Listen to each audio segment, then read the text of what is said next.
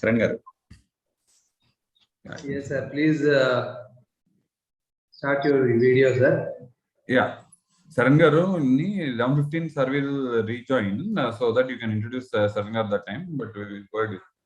Okay, we'll go ahead with code. Okay. Yeah, Sari is also there. Sharan sir also is there. Okay. Yeah. Good. Friends, good morning. I welcome to the workshop on Excel. Today, with us our two speakers. One is the Vijay Srinivas garu and Saran Kumar garu. And very good morning to one and all on behalf of Vijayawada branch. Now, before I'm going to further proceedings, I request to all the members raise for motto song. Not required to stand, sir. As a mark of respect, put your right arm at your heart.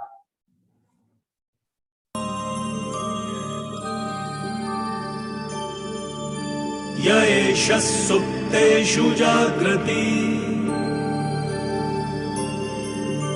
Yaesha supteshu jagrati Kamam kamam kamam kamam Purusho nirmimanaha Tadeva shukram Tada brahma Tadevamritamuchyate Tasmin lokaha shitaha Sarve tadunatyati kaschan Etadvaita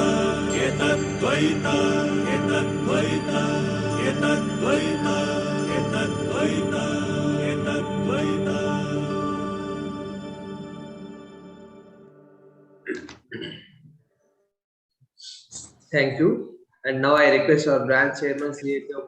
Purnichandra garu, give his welcome address. Yeah, thank you, Narendra. Distinguished speakers and then speakers, CA Vijay Srinivas garu, Saran Kumar garu, Secretary Narendra, my colleagues at MC, past chairman of Vijayawada branch, and members who have logged into today's virtual CP webinar on one workshop on Excel. Good morning to one and all. I know you all must be wondering why we have planned at the 10 o'clock in session. Initially, we thought that it will be a 3-hour session by each speaker. We thought we'll get the best out of them, but due to technical objection from CP director, we have to limit to the 3-hour session, that is right from 10 to 1. So in the speakers also, the Saran garu or Srinivas garu responded positively immediately. They have adjusted their timings and they want to deliberate it within the 3 hours within their time frame. So once again, I thank these speakers for agreeing and showing their immediate enthusiasm to get pass on their knowledge to the members. Friends, this session we thought since many youngsters have come into practice, not only practice, in being in industry also, without Excel we cannot think our day-to-day life. At least we will open the spreadsheet of Excel, I feel, and tax side season being ahead, we have to finish, and even compliance December 31st, we need to file the individual returns. So how to use the data? We have roped in these two learned speakers to deliberate upon data analysis with MS Excel and latest features and functions on MS Excel from both of these. So I request all the speakers to be attentive and utilize the opportunity and unlearn and learn and update upon the Excel functions so that it will be useful for our coming ahead tax season, be it or to file the returns. Okay. And not only that, both the speakers have deliberated on many occasions on Vijayawada forums, on Vijayawada branch platform. Especially Saran garu, I should say that he has conducted a series of programs for students, which was acknowledged by, Vijayawada branch have received accolades from chairman of Board of Studies, Student Skills Enrichment Board chairmen. They have acknowledged us for conducting various types, different programs for the benefit of students. Of course, which we could not have done with the help, without the help or without the interesting sessions from speaker Saran garu. So I should acknowledge on this platform. And not only this, the sessions will be made available, of course, with the permission of speakers, will be made available on Vijayawada YouTube channel. So if you think that they are going ahead or I know it is Excel. I don't know how they planned the session, but it will be once again will be made live. I mean, will be made available on YouTube channel of Vijayawada branch of SRC of ICAI, so that where you can once again listen to them. Okay. So with this thought, I hand out the proceedings to Secretary Narendra to briefly introduce our speakers so that we can move ahead with the program. Over to you. Thank you, Chairman. And I feel it's a great privilege to introduce both speakers. Both are Excel mans. Okay, today we feel it is the total session is the Excelism. Okay, the founder of Excelism is also with us, and senior Excel man is also with us.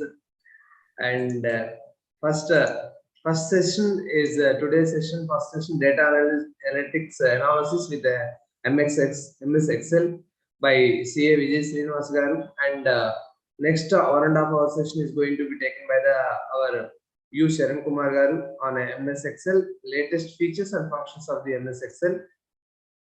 And Vijay Srinivas garu is having more than 19 years of experience as a FCA, and is also qualified CISA and CFE and certified fraud examiner and IBBA also. He has also qualified various certifications of ICA, anti-money laundering, and DISA and FAFD.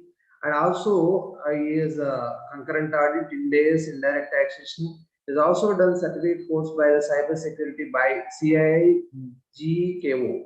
His also services are into areas of information systems audit, forensic audit, and fraud investigation, fraud and risk management services, and data analytics. He is currently Secretary of ISACA Hyderabad Chapter, CISA, and also Secretary of ACFE Hyderabad Chapter, CFE. He is also a co-opted member of Student Skills Enrichment Board of Operations, ICA New Delhi, for the current year of 2021. Great, sir. And he is also a regular speaker of ICAI in various regional level and central level and training division of various banks, government departments, universities. And he is also giving lectures and conducting workshops on bank frauds, Excel as an audit tool, data analytics, and IT governance. He also runs 2 YouTube channels in the names of Few Minutes of Audit and 2 Minutes of Excel, sharing knowledge on IT tools, Excel analytics. He's authored various articles and new lectures of ICA Hyderabad branch on the use of technology in the bank audits, information systems audit procedures. Sir, your profile seems very high-end level. And another speaker is also because our well-known speaker to Vijayawada branch, and he is also form part of Vijayawada branch. And U Sharan Kumar garu is qualified in the year of 2010. He is having more than 10 years of experience. He has served in the Microsoft and Credit Institute Bank more than 4 years. Then he started practice, and he is having experience of more than 10 years in the data analytic tools, MS Excel, IDEA, Power Query, and he is also qualified FAFD, and he is also faculty as a FAFD also. And he famously in Vijayawada, we call him as a Excel man. Okay, and with this brief introduction, on behalf of Vijayawada branch, we are grand welcome to both of you, sir, to further take the continuation of session. Welcome, sir.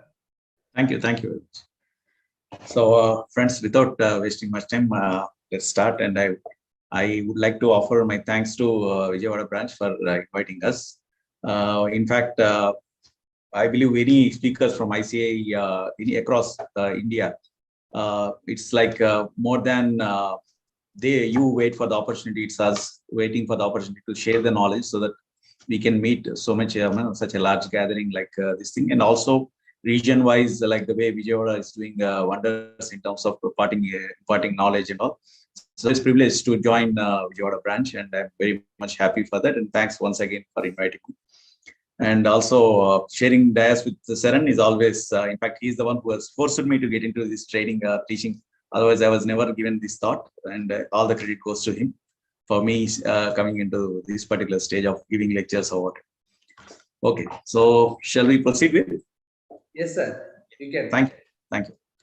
So, as I said, Saran will be taking you through the latest versions kind of thing, updations and all, because obviously one is young and of course tech savvy, more tech savvy than me.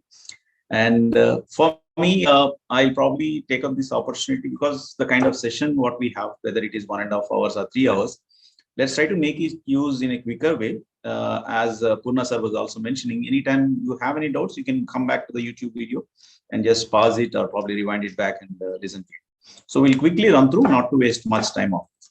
So just to list down, I'm trying to cover 3 aspects today. One, of course, the financial functions, which is very much important when you're starting your practice, or for that matter, when you're looking for a job profile as well. And the second one, we'll try to use GST as a tool to summarize certain information. GST, why? Because that's where majority of the data comes into place, the transaction level kind of data. And then we'll slowly move into a reconciliation where we'll see different way of doing reconciliations. I'll just probably cover a part of that. Maybe Saran might explore more on that. So without using the lookup and how is that? Okay, so this is how I planned my session today. So to start with financial functions, why it becomes so important for is one, when we are working in a particular company, we need to give advices in terms of expansion, diversion, or how budgeting is to be planned and all. So Excel is such a beautiful tool to make use, especially in financial functions, whether you calculate present value, future value, or you want to calculate even the EMI, because as you have seen in the practice, sometimes clients walk in the last moment with half-cooked information, like he knows the EMI, he knows the loan amount, he doesn't know any other information about the rate and all. And unless I prepare the entire data, it will be difficult for me to pass the JVs to close the loan account or pass on the debit of interest to the loan account or whatever. Okay, so these are the couple of challenges what we face. So that's where we have started off this particular thing. So it starts with like, basically we have 5 important factors whenever we deal with financial functions. One, of course, is the present value. That is in terms of investment, whatever you speak about. And there is this future value. And then it comes the rate. Then you have any payment which is consistent throughout your term, and also for how much period you have made this investment. These are the 5 important aspects. And of course, the 6th one, which is added in the Excel, is especially whether you are willing to calculate the interest at the beginning of the period or at the end of the period, depending on your investment. Mostly we'll be preferring at the end of the period because we might be depositing at the mid of the month kind of thing. Okay, so you have these 6 options. Okay, we call this a probably charge period kind of thing. Okay.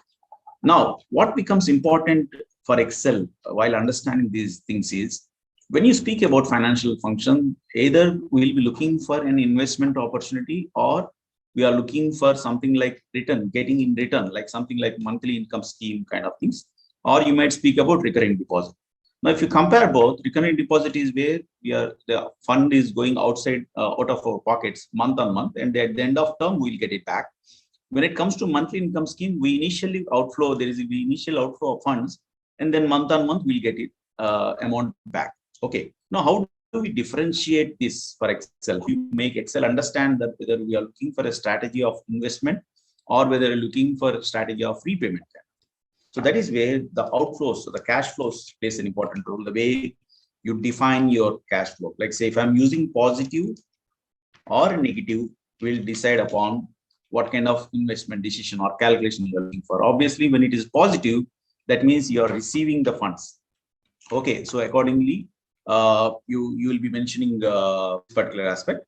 And when it comes to negative, when you are paying, okay, there is a payment kind of thing. Okay, so we call it as receipt and the payment.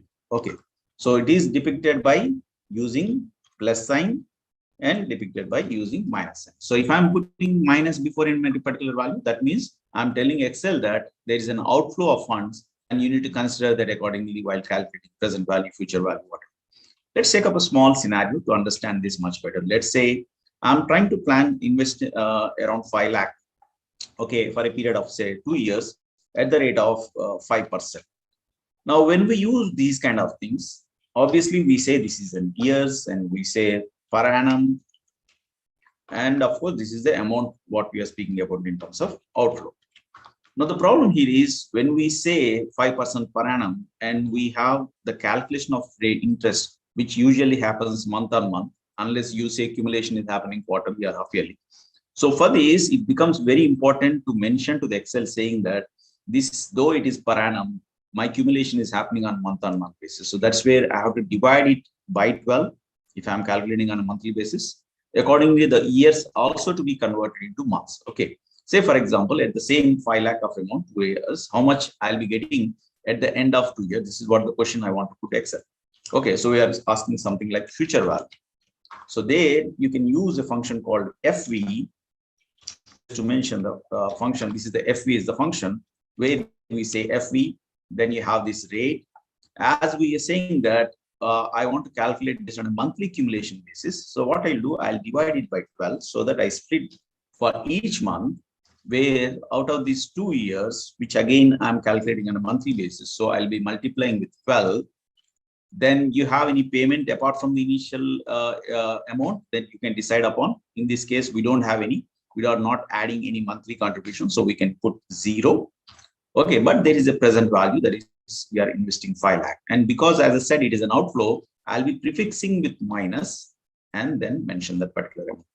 Okay, as I was mentioning about the change type or the charge type at the end of the period or the beginning of the period. This is an optional value, which usually you can identify by using the square bracket. That means if omitted, Excel has its own value. Usually it considers end of the period. So we'll go with the default value. Okay. Now it says that if you are investing 5 lakh at the rate of 5% per annum for a period of 2 years, you are going to get 5 lakh 52 at the end of your 2 years term. So this is the future value. The reverse of this, you have to identify, there is something called present value, where a formula is depicted by PV. So I'll be using PV. Let's try to work out the same in a reverse way. So I'm going to convert these by 12. Then you have period, that is 2 into 12. Then, of course, we don't have any payment. Then the future value. Let's say we are using the same example where we are seeing this 5 lakh 50 is my future value. How much I should invest at this particular point of time if I want to get 5 lakh 50 to the end of 2 years at the rate of 5%. Obviously, it will turn out to be 5 lakh. So it has worked out the reverse way, saying that if you invest 5 lakh. Now, as you can see, it has automatically prefixed with minus. That means it is an outflow as on this day. That is where it is showing it as a negative. Okay. And just to mention you again, you might feel that I'm going little fast kind of thing, but please don't mind. One, you can revisit the YouTube anytime to pause and look at the functions what we are using. Now, let's say I want to calculate a rate given the scenario, in the same scenario. Just we'll use the same function just to work out reverse way. So our rate is a function by itself, which is also named it as rate only, the function name. So I'm saying rate. Though the NPER is nothing but the period. Let me just again highlight these particular terms. The way Excel uses is payment will be used as PMT. Period for what you're investing is mentioned as NPER. Rate will be as usual, RATE. Then you have future value, then the present value. This is change period is between 1 and 0. That is, if you are saying 1, you're trying to calculate interest from the beginning of the period, or if you are saying 0, it will be considered as at the end of the period. Okay. Now coming back, without of using rate, so I'm saying rate. Using the same example, we have a period of 2 years. Then because we are trying to accumulate on a monthly basis, I'm converting into months. Then you have a payment. We don't have any payment. We are not adding any monthly contribution, so that it is 0. Of course, we have a present value, which is an outflow of 5 lakh. Then, of course, we have a future value also saying 5 lakh. Okay, then again, you have optional value of type and guess. You might say, what is guess? Guess is usually if I have more iterations. That means if I have more permutation combination within the same rate, and to get an accurate value, I'll be using usually it will be 10%. So we can ignore those two options and just to find out the rate. Now you might say it is showing as 0 for the reason that it is converting that into monthly, because that's what we usually use when we are using rate. We are converting that into month. So if I expand these zeros, you get to see that that is not exactly 0. That is 0.42 per month.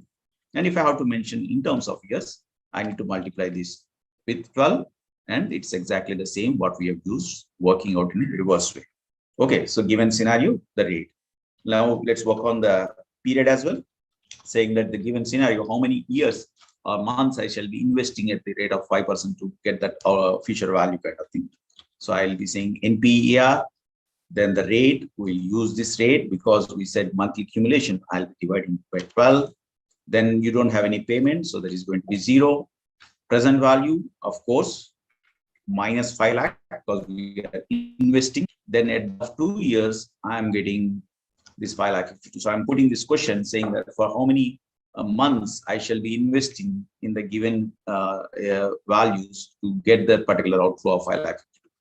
Now it says 24 because we said in terms of months. So if I have to get into years, I just need to divide it by 12 or 2 to get the number of months, or probably by 12 to get how many years it might take, kind of thing. Okay, so these are the 4 basic important financial functions which you can make use of. But it makes so easy for us if I can make use in a different way. I mean, just to show, while dealing with it, we have this option of data table in case of Excel. If usually what happens is clients they keep on coming with various questions saying that they got some property sale and they got some consideration out of it, and they are looking for various options, and they have this option of investing at 6% for a period of 3 years, 7% for a period of 4 years. So various options they'll be speaking about, and every time you don't want to keep on calculating, so you want to just have a small template which should help out this particular calculation. So usually what we do, if I'm trying to calculate something, saying that if a 2 year or a 3 year or 4 year, 5 year kind of thing, where if I'm using an option of 5% or 6% or 7% or 8%, the various scenarios, what we usually do is we use something called references, where we freeze the column or row to calculate. So say, give an example. If I'm saying that I've received some amount of 5 lakh, so I'm trying to invest an amount of 5 lakh. Okay, so basically he initially said that based on this particular 5 lakh, I want to calculate what it will be the outcome for a period of 2 years at 5%, or for the 5 years at the rate of 8% kind of. Okay, so what usually do, we'll say FV. If I want to get the future value, I'll use this because this is in column B. I'll put freeze before column B, that has to be divided by 12. Then you have a period which is in row number 24. I'll put a freeze before row number 24 into 12. Then of course we don't have any payment, but you have a present value which is an outflow, that means minus of 5 lakh. Because you are going to copy this formula across all the table, I'll freeze both row and column. Usually this is how we do, where we copy and paste to get to see that, okay, for a given investment, if he is opting for various options, this is what the outcome. But if it's such is a scenario, what happens is every time if there is a change, if there is suddenly he says that, okay, I'm going to contribute another 5,000 addition to this. So it becomes difficult for us to keep modifying this formula, copy pasting and all that stuff. Instead of that, we can use something called data table. Now, how do you use data table? Data table is a pretty simple concept. Once you go to the tab, under data, you have this forecast group. Under forecast group, you have what if analysis. Under that what if analysis, you have this data table. Okay. So basically what data table is, because using 2 inputs, one is column input and the other one is row input, I can make use of that input to construct this data table. That's what we are trying to do. Now, because I'm using column B input and row 24 input, I'll ensure that I'll use that particular cell where both are intersecting. Now, if you highlight the name box, it says B24. That means that is where your row number as well as the column is intersecting. I'll make use of that particular cell to capture the formula. So initially, let's say I'll be referring to some here also some examples. The same examples we'll use maybe just to initially formulate the data. So I'll use 2 years and 5% kind of thing. Okay. So let's say in this case, I'm using V. Rate being this, I'm referring to B22 cell where I'm dividing by 12. Then you have period of 2 years converted into 12. You don't have any monthly contribution, but you have initial investment of minus 5 lakh because it is an outflow. Now, I'll be using data table concept to construct this by using this particular, while saying that you take the input from column B and column input from with regard to the 24, that is row number 24. So how do we do that? While I ensure that I enter the formula in the cell where column B and row number 24 is intersecting, I'll select this entire table. Just ensure that your first row and the first column has the relevant inputs what you are using to use. Okay. Now, I'll go to what if analysis, click on the data table. Now it says row input and column input. Now what I am saying to Excel is construct a data table by using row input and the column input while replacing those cells which refers to the respective inputs. Okay. So what I mean to see is, if you see the formula bar, in this case, the column input is nothing but the rates, 5%, 6%, 7%. Okay. So I'll be selecting column input. Now in this formula, the column input is about rate. So I'm referring to B22. That is where my rate is actually there. So what I'll do is, wherever B22 is there, instead of B22, you input the columns, that is 5%, 6%, 7%. Same way, wherever there is a period, that is 2 years, try to input whatever is there in the row number 24. So I'm selling row input as this particular value. Okay, once I say so, I'll say okay. So what happened due to this is, if there is any change in the formula, I just need to bother about changing only this particular cell. Rest of all, it will be automatically constructed. The advantage is I can't delete it, part of it. I can't play around with the part of that particular data. Either it has to be deleted entirely, or any modification, it has to be done at one particular place. Now, this is the advantage. Okay, let's take up one more example at this point of time, which becomes more easy for us to understand. Okay, let's take up a scenario where client has walked in with certain information saying that he has taken a loan, he knows the rate, and he knows for what period he has taken. And he hasn't carried a schedule of payments. Now, what usually schedule of payments carry is, it says what is the EMI, what is the interest out of the EMI, what is the principal out of the EMI. So unless I get that picture at the end of 31st of March, I can't pass those general entries where I divide the interest out of the loan repayments and all that stuff. Okay. So why don't we make use of this data table in such a way that I construct that particular table as well. Okay. Let's take a scenario. Let's assume that someone has taken a loan amount of, say, 10 lakh. And yeah, it is in percentage. Let me convert back to number. So 10 lakh is the loan amount what he has taken at the rate of, say, 8% per annum. And he has taken it for a period of, let's assume, say, 2 years. Okay, so we are speaking about 2 years of loan amount for 10 lakhs of loan amount at the rate of 8% for 2 years. Now we are trying to construct a EMI table in such a way that I'll make use of this particular thing while passing JVs. Now here, I'll also use certain inputs saying that what is the beginning EMI date and what is the last EMI date. Okay, so that I can match upon what kind of entries I have to face. Let's assume that he's starting payment from 1st of December 2021. And the last date, obviously, if I have to find out, this is the first one. The last one will be obviously 24th EMI. Now, if I have to use a simple formula, in this case, I'll probably take the advantage of recording what's happening on YouTube so that you can visit back instead of me explaining what exactly this function I'm using. So what I'll do is I'll just use an Edate function. So exact date. What exact date? From here, I want to find out how many months, what will be the last date of EMI. Obviously, when we use date, it has to include that particular date. So what we'll do is just minus the beginning date from this and identify this particular. So as I've used Edate function to find out what is the last EMI date at the end of 23 months, because obviously we'll include the data as well. Now it says 1st of November 2023. Now, based on this, let's construct. Let's say, first of all, I want to calculate EMI and I want to calculate the interest and I want to calculate the principal amount out of it. Okay.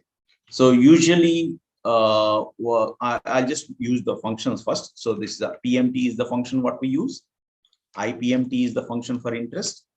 PPMT is the function for principal calculation. Okay. So if I have to do that, what we usually do, let's say I'm having a a 24 month of calendar, what I'm preparing. So let me just add this to a 24 month of calendar. Yes. Okay. Now, if in case I have to use this, usually what we do, I'll use a formula saying that is equal to PMT. Then, of course, I have a rate. This has to be divided by 12. Now, because I'm going to copy these, I need to freeze this particular value.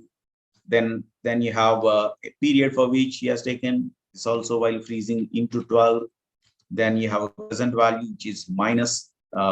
Here, the 10 lakh is the loan amount what we have taken. So that means it is an inflow for us, is it not? We have taken a loan, it means inflow for us, not an outflow. So obviously it has to be positive value because it's coming to us on the particular day. Okay, while doing so, I'll freeze this as well. Same thing, it says EMI will be 45,227 in the given scenario. Okay, now find out what is the interest out of this. So I'll be using IPMT, saying the rate. Of course, while doing so, I'll freeze that by 12. Then it says for what period you want to calculate interest. Obviously, when we say interest, it keeps changing, it keeps diminishing during the period of loan term. So for which month you want to calculate interest? Let's say for the first month, as of now, I want to calculate. Okay, and I'll use this particular value. And then you have period, that is 2 into 12. Then you have present value of 10 lakh. Now, if I copy this formula, every time it will be referring to 1. Okay, so instead of that, what we can do, I can refer this column where we have 1, 2, 3, 4. That means for first month, what is interest? What is the second month interest? Third month interest? So instead of C33, what we'll do is we'll refer to this column as of now. Okay, so that whatever value is there, it take while freezing column A. Then we freeze this thing before we copy so that the values will not change. Okay, now you might say it is showing error because we have not mentioned. If you say first month, it is going to say 6,067. If you are saying 23rd month, the EMI interest will be different. Okay, so comfortably, the advantage of that is if I copy this for each month, I'll get to see what is the interest. So and so. So don't worry about the error what I'm saying. Maybe for the sake of example, I'll use 1 over here, not to get any kind of error. Now, principal IPMT is the function what we have used for the interest payment. Similar is the formula for principal also. Okay, no difference in the syntax. Just paste the formula of IPMT. Instead of I, you replace with P. That's it. No difference in this particular value. Now, I can just double click to copy, saying that for each month, if I add these particular values for the entire 12 months of loan amount, okay, I think we have this up to only here. So I'm going to add this. So if you see, it says that 10,85,454 is the total payment what you'll be making at the end of 2 years, where 85,454 is your interest.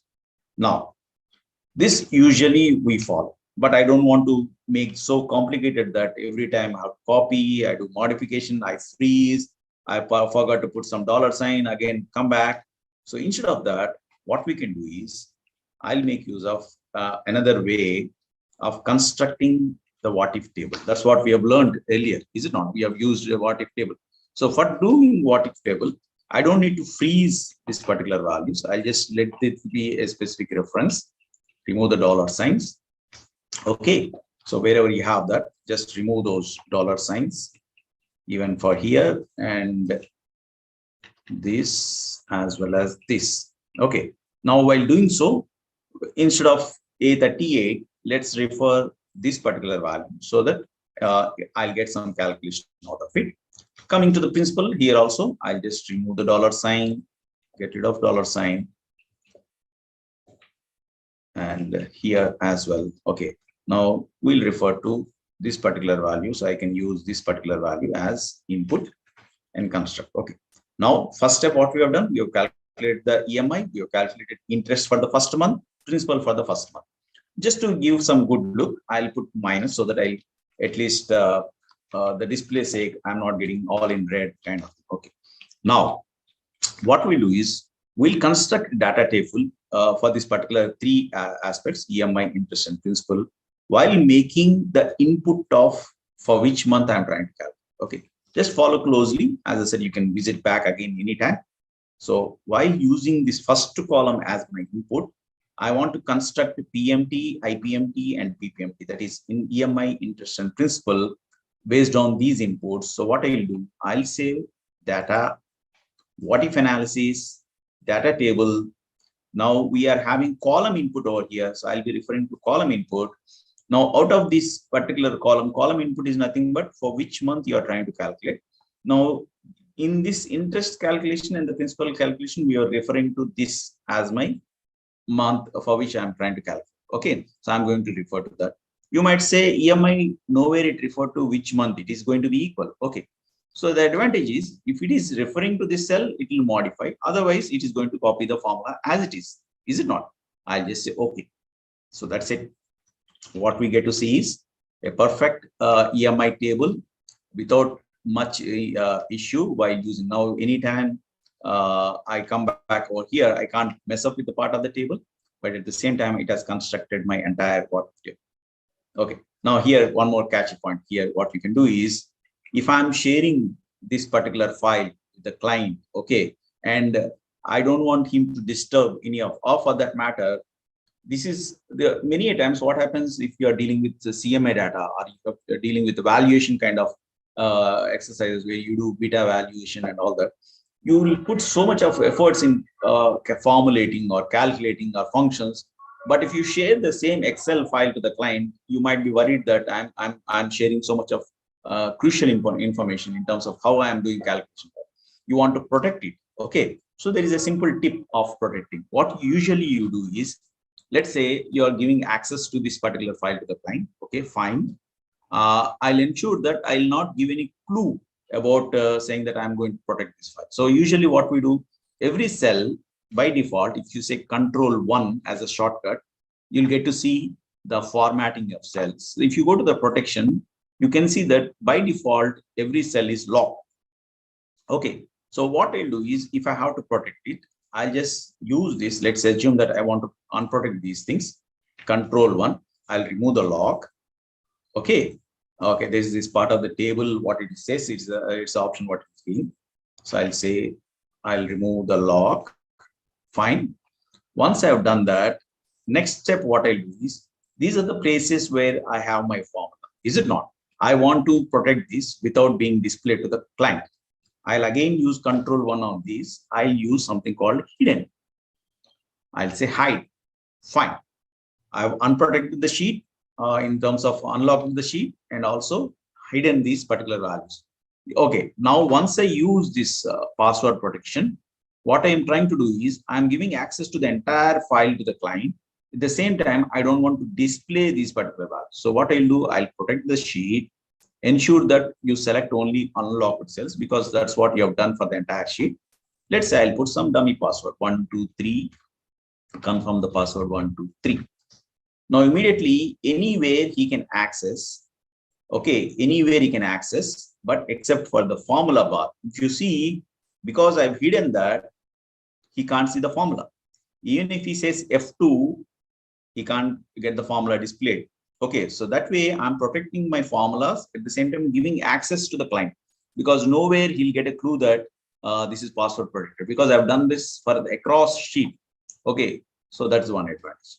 You might say, okay, he can still see that it is repeating. He might be curious about identifying why it is repeating. Okay, so you don't want to have that curiosity built up to the client. There is one more tip I can do. What we do is I'll format this cell using Control+1. Now, instead of displaying this particular value, I'll custom that and display as a text. I'm going to say EMI within double quotes. Okay. Now, once I say that, what I get to see is only the text because I've formatted that display EMI as a text, not the formula. The same thing I'll do over here, custom within the double quotes. I'll mention it as interest, say okay. Same thing over here, custom, modify that while displaying principal. Okay.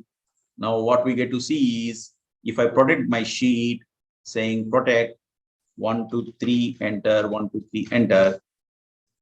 I think I put wrong first 1, 2, 3, and 1. Yeah.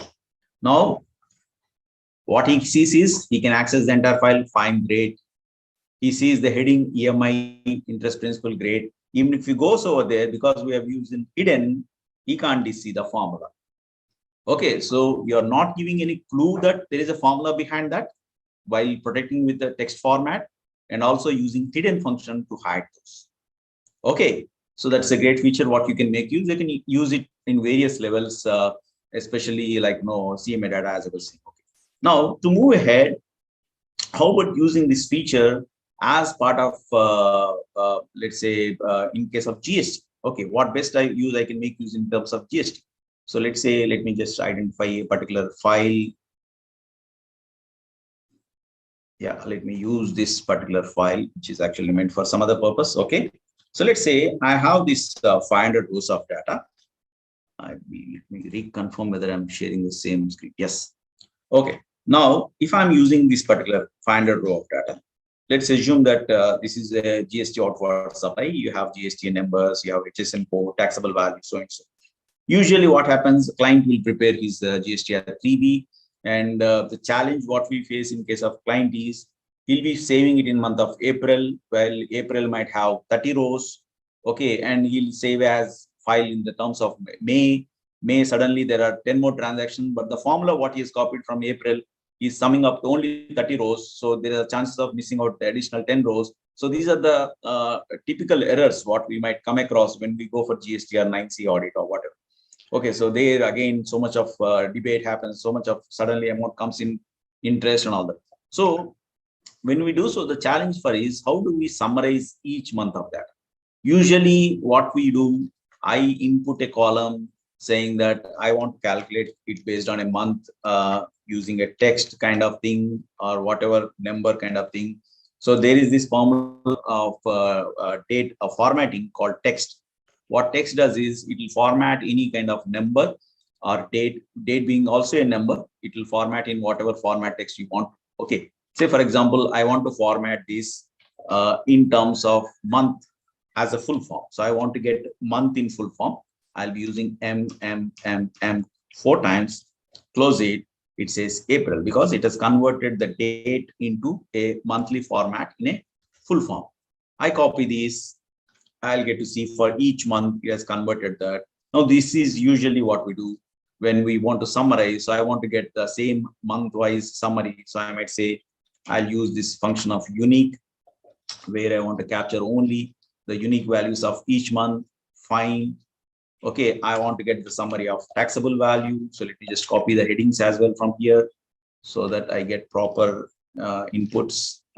Copy it, come back over here.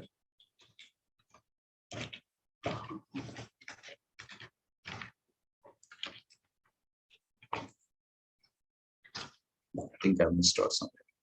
1 second. Yeah. Okay. Now I want to summarize these particular values for each of them. Usually what we do, I'll use Sumifs function. Okay, what Sumifs does, it will summarize based on certain criteria from the criteria range and what is the sum value you're looking for. Okay, so what I'll do, I'll just select this entire data. I'll use Control Shift F3 to define these names, or alternatively, you can go to formula, you say create from selection, you select the top row, you say okay. So what it has done, it has given names for each of the range based on the top row. So if I'm referring to taxable value, it will be highlighting this particular data because it has taken the first row as the data label and created those references. That's the advantage. So whenever that is one of the best practices what we share to the students as well, saying whenever you get any particular data, first select the data, define the name so that anytime you come back to the file, you'll see what exactly you've done. Okay. Now, if I say is equal to taxable value, I'll get to see the taxable value. Or if I want to get the sum of taxable value, I'll say is equal to sum taxable value. I'll get the sum of taxable value because we have defined those names. Yeah, instead of Sumif, Kriminal sir is saying that instead of Sumif, we can use pivot. But pivot, I'll show one disadvantage what we might have in terms of pivot is, of course, if the data is properly calculated, the financial year aspect, because pivot will consider calendar year as the quarter, not the financial year as the quarter. That's the main challenge what we face in pivot. I believe you understand this. When we say quarter one, it will consider January to March, not the month March to April to June. So I have to again insert in particular formula, convert months into my own way of quarter. That's one thing. Second thing, when we are doing reconciliations or whatever, pivot, if the grouping is done properly, that's fine. But if the grouping is not done properly, again, I have to rework. Second, the third aspect what we might face in pivot is if I'm using this pivot data into my summary, that is GSTR 9, maybe class 4 or 5 or 17, if I have to capture from the pivot, it has to be get pivot enabled. If get pivot is not enabled, I might get a wrong data. So quite a number of challenges, if only that the person is using conscious about, and the person who is also accessing, maybe, if it is the same person, that's fine. But if you are dealing the same work to other guy who is not having that kind of caution while using pivot, then again, the risk of getting a wrong data will be always. Okay. So either way we can use, not that it has to be Sumif for any kind of thing. Pivot is also fine, but provided you are exercising little more caution while using pivot. Okay. So here what we do, I use Sumifs. What sum range? Obviously, I'm trying to get the sum of taxable value. Here, instead of typing taxable value, I use a function called indirect. What indirect does? Because we have created a reference called taxable value, it will indirectly refer to the text as the value. So thereby, whatever content is there in the taxable value, it will indirectly fetch those as part of this particular. Okay, so I'm saying indirectly consider that.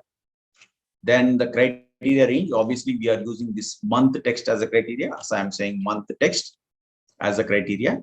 What is the criteria? Obviously it has to match with this particular April. Close it. So what we got is taxable value, sum of taxable value for the month of April. Before we copy this, let's freeze whatever is required, because there are row I'm using, I'll put freeze before row number. And because I'm using column C where you have various months, I'm putting this before column C. I'll copy this, okay, and paste it across all those data, whatever I'm trying to get.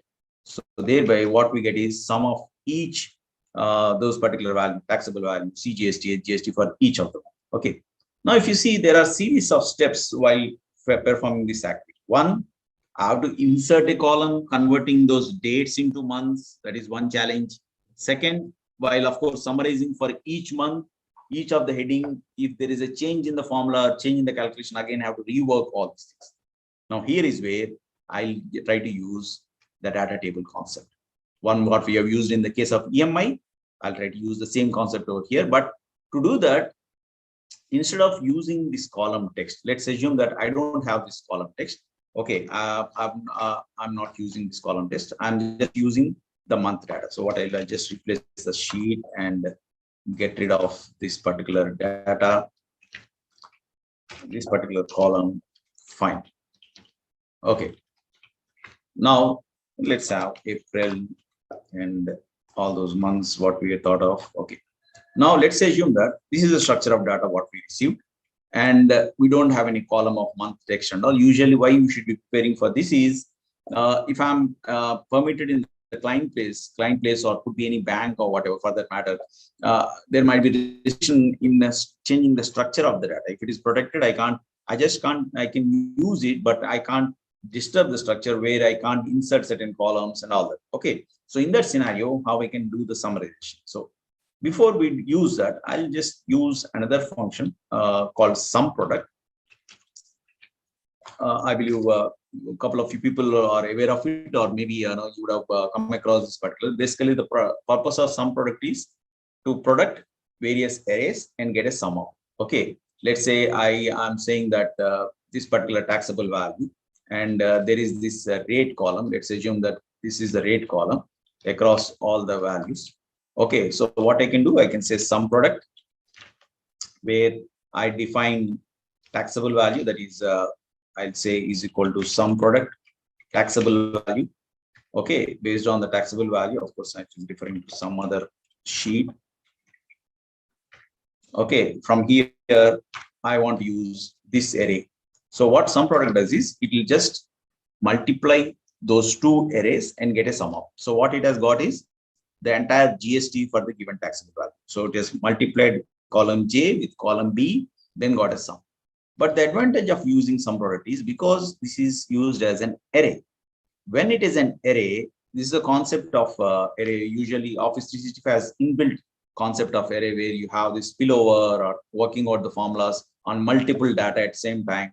That's the advantage of having latest version of Office 365. So because of this array concept, I'll try to use the formula on the entire range as per my convenience. In the sense, if I'm using date text function on this entire range, it can adopt that because some product is an array base. It will convert all those data of a particular date into month text format. Okay. So what I meant to say is if I'm using some product, saying that I want to use text of the entire date column, okay, where I'm saying I want the format to be in the terms of month. Okay, so you can fetch the entire thing. So if I see the preview by using F9, I see that it will convert the entire value. So we just I'll just use once again saying that text of the entire date column in terms of value is what I'm trying to do as a sum product. Okay, so if I see the preview, what it would have done is it has converted the entire columns into respective month text. Okay, without inserting a column. That's the advantage of using array as part of sum product. Now the same concept I'll use over here. So what we'll do, let's assume that I want to find out the sum of taxable values CGST, GST for each of the ones. So let's say for a dummy case, I'll use this for the month of April. What I want to find is say total value. I'll just put some dummy values so that I can refer to that dummy values because that's what we have used in EMI also. I was referring to external data so that I can construct a data table. I'm saying sum product. Now, while we use sum product, obviously array will convert that, but what we are looking for is a logic of wherever the text is equal to April, wherever the text is equal to May or kind of thing.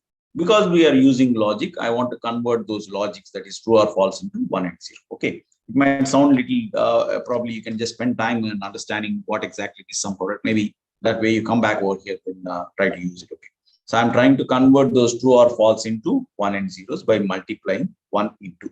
First step, what we do, I use text of the entire date in terms of month, where it is equal to the given month.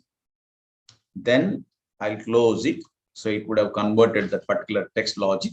Okay.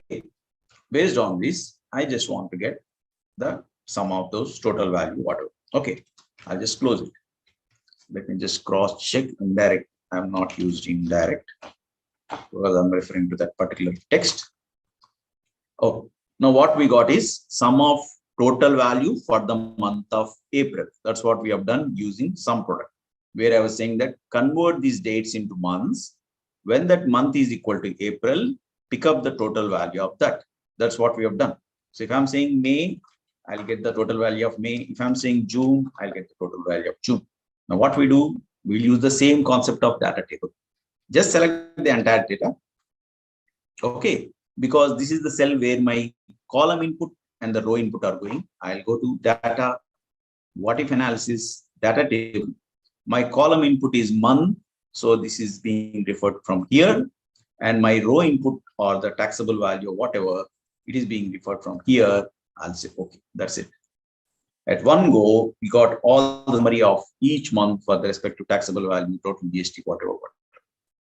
Okay, so these are a couple of ways. Of course, various ways can be incorporated, maybe pivot, whatever. But or for that matter, once you have this Power Query, you don't even go into these kind of things. But just in having a basic idea, it's always good because whenever you walk into any client place or any other bank place or whatever, you may not have the latest version. So that's the challenge what you have prepared with. Okay, now this is one way of summarizing your data. Okay, so while let me just take to one more file.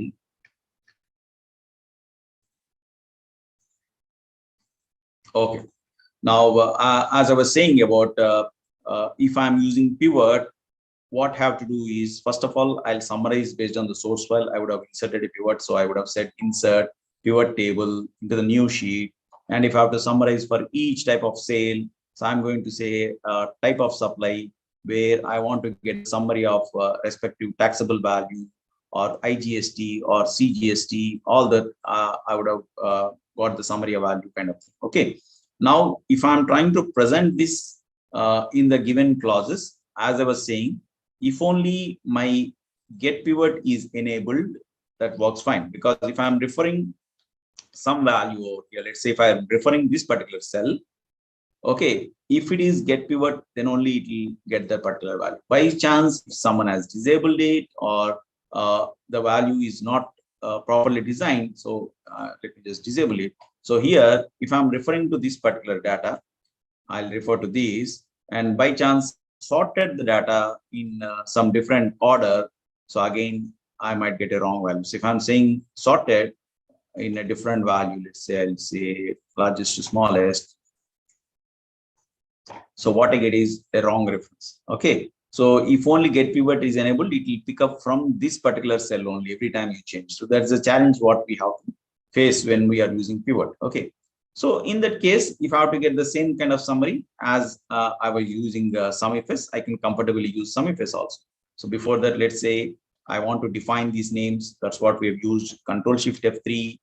I'll use stop row to define the names. Come back to the cell where to summarize this particular value. I'll use Sumifs, sum range being the whatever you drop down you ask for. Maybe this is we have data addition of various values. I might be using that. So I'll say Sumifs indirect of this particular value.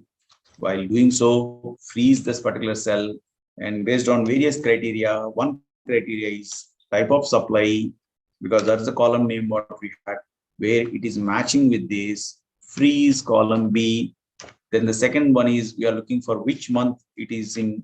So I'm saying month, which is matching with the particular cell, which is there in row number 2. Okay. So what the formula what we have used is, I'm trying to summarize for each of these, for each of the month, for whatever query I make. Okay. So I can just copy the formula over here, the entire data over here up to March. Okay. So what we get is, we got the summary of B2B sales for the month of April, May, June, or if you are looking for total EST or total value, whatever is there, you got one. Okay. So otherwise, if I'm using pivot, every time I have to use a slicer where I say, okay, I'm looking for GST, I'm looking for income or whatever. So either way, I can make it go. So similarly, if I have to summarize clause 4 and 5, even it becomes more easier, because I'm saying clause 4, entire section of clause 4 deals with the payment kind of things, and clause 5 deals with zero tax or the nil payment kind of thing. So if in case I have to summarize this, it will be even more easy. I'm saying Sumifs, sum ranges, I'll use indirect of this, because this is in row number 2, which I want to freeze. Then I want to Sumifs based on a criteria called type of supply, where it is matching with this. Let's freeze column B, column A, close it. Now, once I have that, I can just copy the formula throughout my data. So Control B, you got the summary of clause 4, whatever you have, B2B, B2C sales and all. You want to have credit notes, I can use this summary or credit notes. Then you have zero payment. So in this case, just copy zero payments. And of course, if we have in credit notes in terms of zero payments, that also you can use. Okay. Now you got the summary of, if I have to check whether I got the entire value over here, let's go to the source, get the total of taxable income. So I'm going to say alt equal to. So you got 31 crores 94 lakhs, and that's what the summary speaks about. So every function, every tool has its own use, but which one is more comfortable? Now in this case, I don't need to worry about presenting it again, because my class 4 and class 5 is as per the schedule provided by GST. So pretty much my annexure is ready straight away, and pretty much my annexure is ready for this particular. Likewise, you can think of for GST is 7, you want to get this particular HSN code wise, you might say is equal to some product. Just to giving an idea, you can probably innovate in your own way. I want to get some product based on this. So I'm saying rate, where rate is equal to this particular value, F4. Before that, let's have a drop down of, say, I want to check up on 18%. So I'm saying is equal to some product. where I want to first of all check up on the rate, where rate is equal to, sorry, this, that is fine. Then I'm adding one more constraint saying that, okay, if that is so, then I'm using HSN code is equal to this freeze column B. And then of course, I'm looking for type of supply where it is equal to either B2B or B2C sale, whatever. Just realign. Okay. Okay. So if all these conditions are matching, I'll put this in entire bracket as one set. This is the logic what we are evaluating. And based on this, I want to use maybe taxable value or whatever. If I have to get taxable value, I'll get the sum of taxable value or whatever. Okay, so if I'm copying this, let's check whether I freeze the row number 2. Row number 2. So you're going to get sum for each of those, whatever pertaining to respective values. Okay, so let's just refit auto align this. Now you got summary for each of the edges, and whether you're looking for 18% or 5% or whatever, it is going to summarize based on this. Okay, so quite a number of uses what you can make use of this sum product or Sumifs. Fine. So let's move. I think we have time. Okay, so I'll just cover one more aspect of GST as well. Now, this is what the summary I was discussing about, which we have carried from financial functions to GST summary. Let's handle a little bit of reconciliation as well. Let me share this.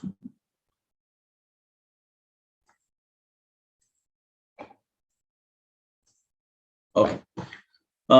Before we proceed with reconciliation, there's one more usage what we can make use of from this particular VLOOKUP. Okay, usually we use VLOOKUP function, we use index and match. A combination of those, any of those can work out for your reconciliation. Let's say, first of all, I want to use VLOOKUP to identify what rate is applicable for a given HSN. Okay, so usually the challenge what we face is, of course, now that everything has been settled, but the initial years, we had various typical issues. Say, for example, if it is aluminum industry, there was a frequent shifting from different rates, 28 to 18 or 18 to 28. So suddenly there will be a notification issued and there will be change in the rate. And I go to the audit maybe after 2 years, with regard to the GST or 9 or 9C, and I see that whether the client has applied the rate which is applicable from that given particular date. Okay, so because the notification, the rate will be applicable from the date the notification issued. So all those challenges. So usually what we do is I'll apply a filter, check whether if the notification is applied from issued in this month of September, I'll ensure that I tick the entire data except from the September onwards and check what is the rate he has applied. So all these challenges, what we usually do. So I have to keep on applying a filter to check whether for the given HSN code, on the given day, what was the rate provided and what he has applied. Okay, so instead of that, I can make use of this VLOOKUP comfortably. Let's say, let's check upon the rate applied by client. Okay, so this is the rate. Just to cross check if I'm dividing total GST by my total taxable value, I'll get to see the rate, convert this into, okay, let's copy this.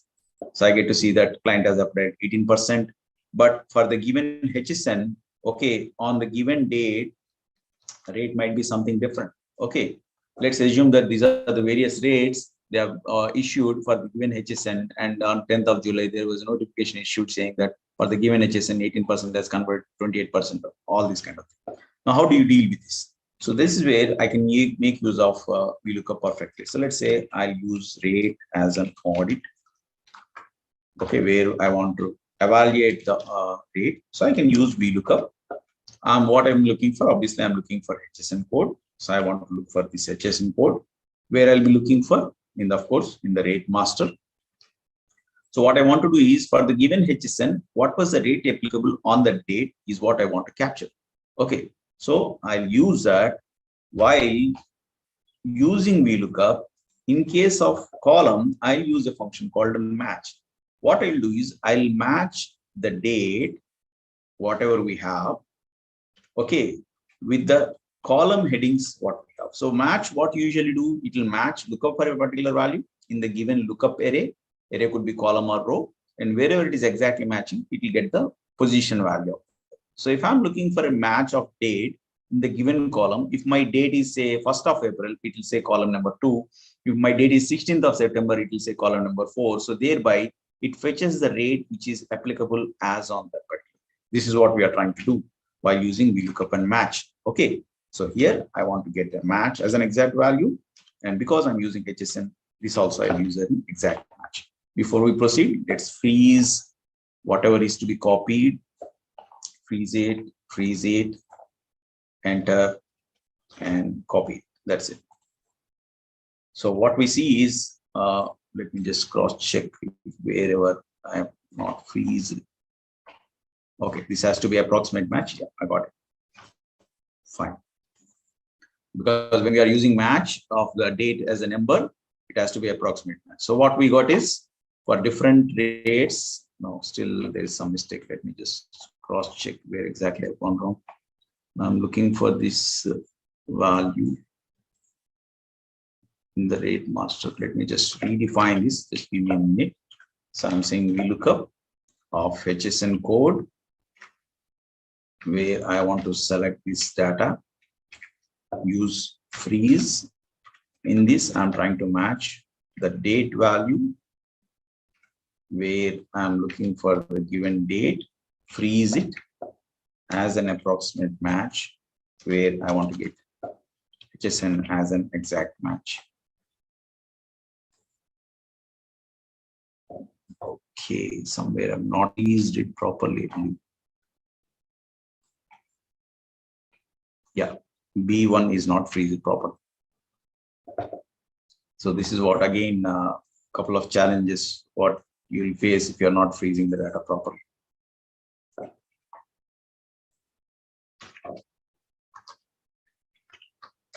Right. Okay. So why it is capturing the entire data as 18%.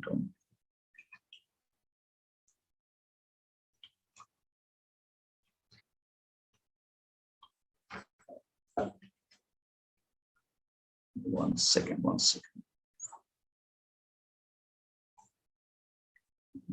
B1 to G1.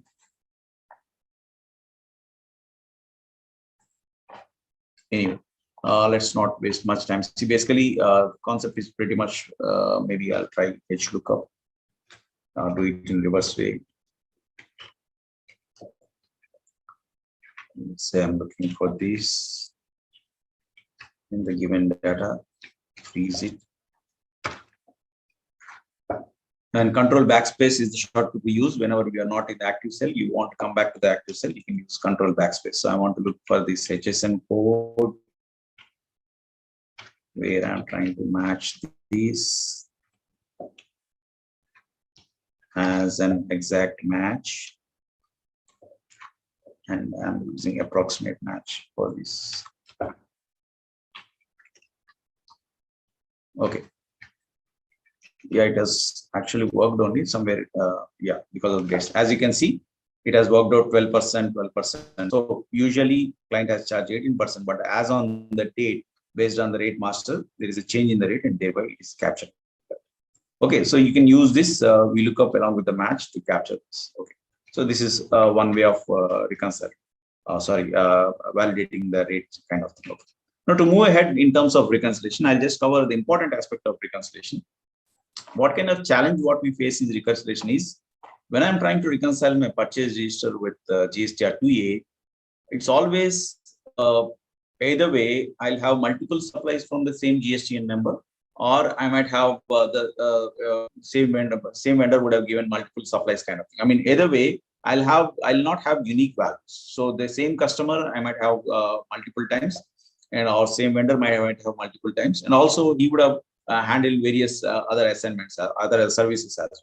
So whenever I'm trying to reconcile, or we are trying to reconcile this, the issue will be whether I have a unique value. Because if I have to use VLOOKUP, unless I have a unique value, I can't do any reconciliation. That's how it works basically.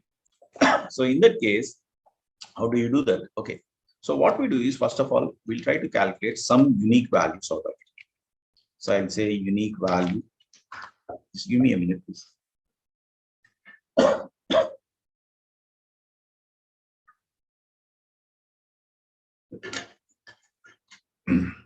Sorry. Okay. So I'll first of all try to capture unique value, because what we see is, especially the purchase register, which is being captured by the client account pair, he'll be interested in only bill number because he want to check whether which vendor is paid or not paid. So he'll not be looking for the entire invoicing groups. He'll not see that whether it's 16-digit captured, format of. He's only worried about whether that bill is paid or not. So he'll be concentrating only the last part of the bill. Second thing, whenever he's capturing the GST numbers, okay, unless there is validation in terms of ERP, in applications like Tally and all, we have this challenge where it'll only validate whether it is 15 digits or 10 digits kind of. Okay, so if someone is capturing 0, O in case of 0, or 1 in case of small l, or small l in case of 1, always there is a challenge of mismatch of GST. Okay, so I have a challenge of half cooked, half captured bill number. I have a challenge of incorrect GST number. I also have a challenge of multiple suppliers from the same supplier. And another challenge is I may not round up my values. The client may not round up my values. Whereas the vendor, while he's uploading his GSTR1, he would have rounded it off. So either way, there is no proper sync in between the data to do reconciliation. So what we do is we'll try to identify that values in a way that I can at least reconcile 95 to 98% of the data. Okay, no matter how much of data I'm getting. Okay, so here we'll use a combination of text functions to extract unique value. So what I'll do is I'll first of all extract part of the date, not the entire date. Let's say extract 2 digits out of the date. So if I'm using write function, why you are seeing 2 is if I'm using date and convert the date into number, what we see is the serial number. Is it not? It's not exactly the date. What we see is the serial number, because date is nothing but a serial number which started generating from 1st of January 1900. Okay. So as on this day, this is the serial number. So I want to extract right digit of that serial number. That is the date. I want to extract 2 digits. To this, let's again concatenate. To make it fancy, I'll just concatenate with hyphen. Then I'll use bill number as well. So I'm going to use write off the bill number to extract maybe 3 digits out of the bill number. So what we get is part of the date, part of the bill number, and to this again, let's concatenate maybe GSTN. Of course, GSTN we don't want to miss. And while doing GSTN, while picking GSTN, I'll ensure that I'll pick up the safest part of my GSTN. So there was an analysis whenever you have these PAN deposits, as you see, if someone is depositing more than 50,000, they need to mention the PAN number, or all those high value transactions. So many a times they got with the wrong data, and it's not that intentionally they've done, but majority was where the numbers have started in the PAN number, that is 6th digit to 9th digit, or those kind of areas. Okay, so there was analysis that majority of the mistakes in terms of PAN or GSTN happens from that number area. So what we'll do is we'll pick up a safest part. So leaving first 2 digits, which is reserved for the state code and all. Let's say I want to pick up the initial 3 digits of the PAN from the GST number. So I'm going to say comma 3, comma 3. That means I want to pick up 3 digits from the GST number. So now the unique value, the way it looks is something like this. And to this, again, we concatenate the amount also, because there is chances of rounding off. So let's make it little fancy by adding hyphen here as well. And from amount also, I'll not either pick up left or right, because usually when I say right, there is a chances of rounding off. When I say left, there is always a chance of duplicate values, because 3,000 or 300 or 3 lakh, if I say left, everywhere it starts with 3. I don't want to miss on that particular part. So what I'll do, I'll pick up mid of the amount. So let's say from the taxable value, from the 2nd digit onwards, I want to pick up 3 digits. And this you can decide upon depending on your client data. If your client is dealing in lakhs of amount, then you can probably pick up 10,000s of value. If he is dealing into 10,000s of value, it become hundreds of value. So you can decide upon which part of your taxable value you want to pick up. Okay. So I'll copy this unique value across. That's it. I got unique values out of this. Now the same step I'll do in my GSTR2E. Okay. Let's assume this is a GSTR2A, a dummy GSTR2A, where usually it looks like the challenge here again is you have duplicate values, you have gaps in it. You want to refine this. Now, simplest way of refining is just place your cursor in first data, Control Shift and that means you are selecting the entire data. You say Control Shift and L, L as an alphabet, London, Control Shift L. So what you have done, you have applied the filter on the selected data. Just repeat, place your cursor on the top data, Control Shift and Control Shift L. That means you have applied filter on the selected data. Now, identify that column which will help you refine the data. Now, everywhere you have duplicates, so it will be difficult to identify which one is the first value, which one is the last value. So, but instead of that, let me just remove the matching also here and wrapping as well. Yes. Now, it will be easy for me to apply a filter. Okay. Now, if you see, every time I apply a filter, I get a duplicate values. Every time I'll see a duplicate value. So that particular column, which will help not to have duplicate value, is rate. Because if you see the filter of rate, you have rate of 18%, then subtotal is being hyphen, then you have a blank. So what simply I'll do, I'll just undo the rate. I'll say, okay. Now what I get to see is the junk data or the duplicate data which you want to get rid of. Okay. So place your cursor again on the first row, Control Shift and Control minus. Get rid of the entire junk, and what you're left with is your unique values of the data.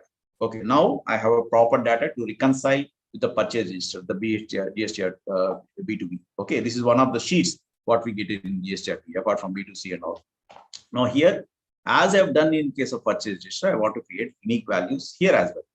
So what I'll do, I'll just insert a couple of columns just to have unique value. So I'll say again here also I'll say unique. Let's use probably different names. Here I call unique value, or I'll use unique value underscore purchase register.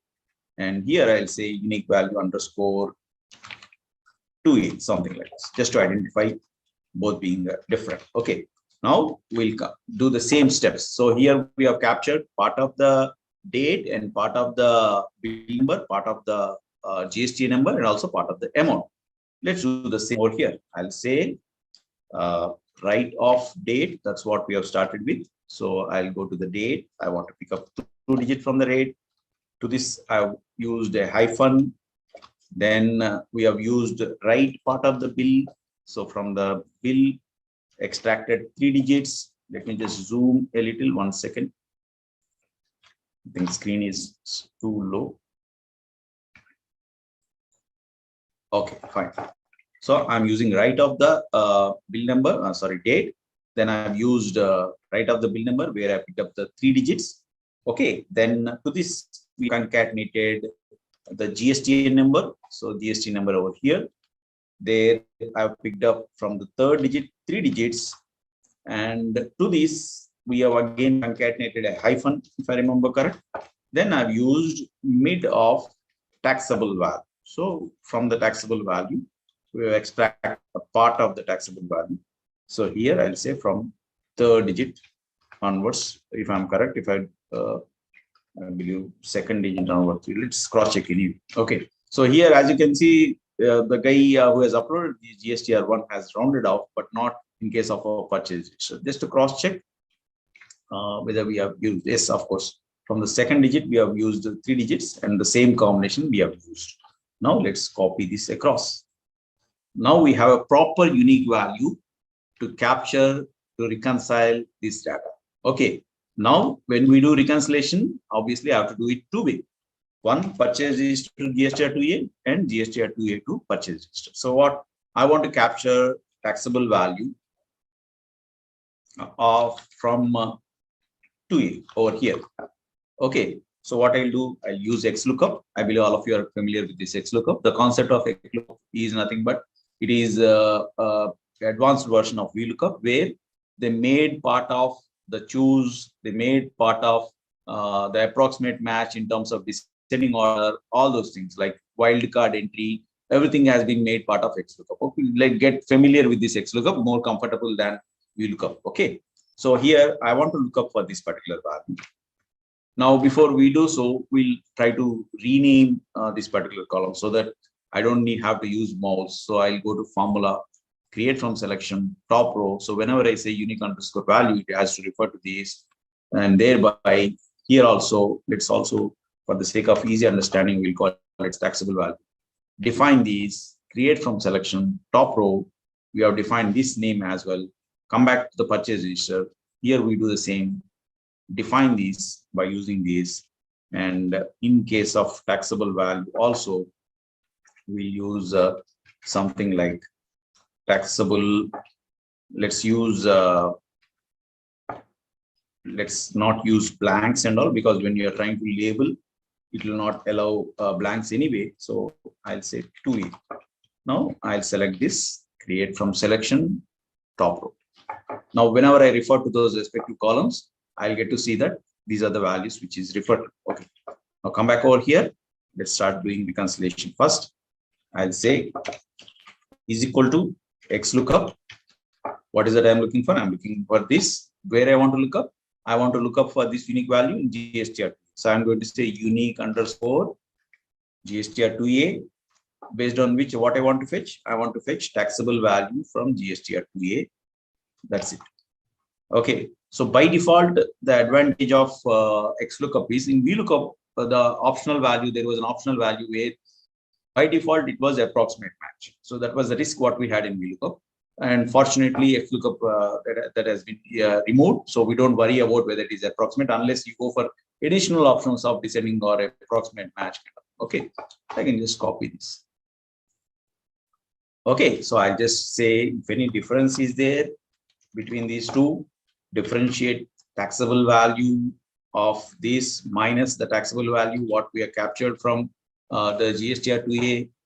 Let's just round it off to the nearest and check if any differences are there. Just copy the entire data. So you got the reconciliation over here. Okay, now you see that most of the data is matched except for the decimals. Now in this case, it means data captured in purchase register but not in GSTR if you are having not available. Okay, so here also you can include in XLOOKUP if error, what is that you want to capture. Okay, so if not found, you want to capture something, you can use. So let me say, I'll modify these saying that if not found, not available in 2A. Okay, copy. That's it. Now what you see, not available in 2A, rest of all are matching perfectly. Okay, so forget about this difference. Now let's do the same in case of B2B register also. Come back over here. Let's find out the taxable value of purchase register. So using XLOOKUP again, I'll look for this value. Where I'll be looking for, obviously in unique value of purchase register, where I want to get the taxable value of purchase register. Taxable value of purchase register, and that's it. Copy it, paste it, and if in case error, what is that you want to use is, you might say if error, I want to mention it as available, not available in purchase register. Copy it, and you have those data which is not available in purchase register. Okay, so it becomes so easy for us to reconcile now while using unique characters, because the kind of unique character what we have created is, if in case I have to overwrite this unique value, that means if I'm getting duplicate, the only way I'll get a duplicate is if the same vendor is supplying with the same bill number, ending with the same bill number of the same taxable value on the same date, which is very remote kind of possibility. The kind of combination what we have used is, obviously I'll not have the same vendor supplying the same value or ending with the same bill number on the same date. That kind of unique combination we have used, that by we are getting this data. Okay, now I can do it in a different way. I mean, you might say I'm not so interested in using XLOOKUP or VLOOKUP kind of thing. How I can do? Okay, this is, I believe, usually Seren also will use. So let me just copy a little bit of Seren over here. So let's say I want to capture taxable value over here. I'll just copy the taxable value over here.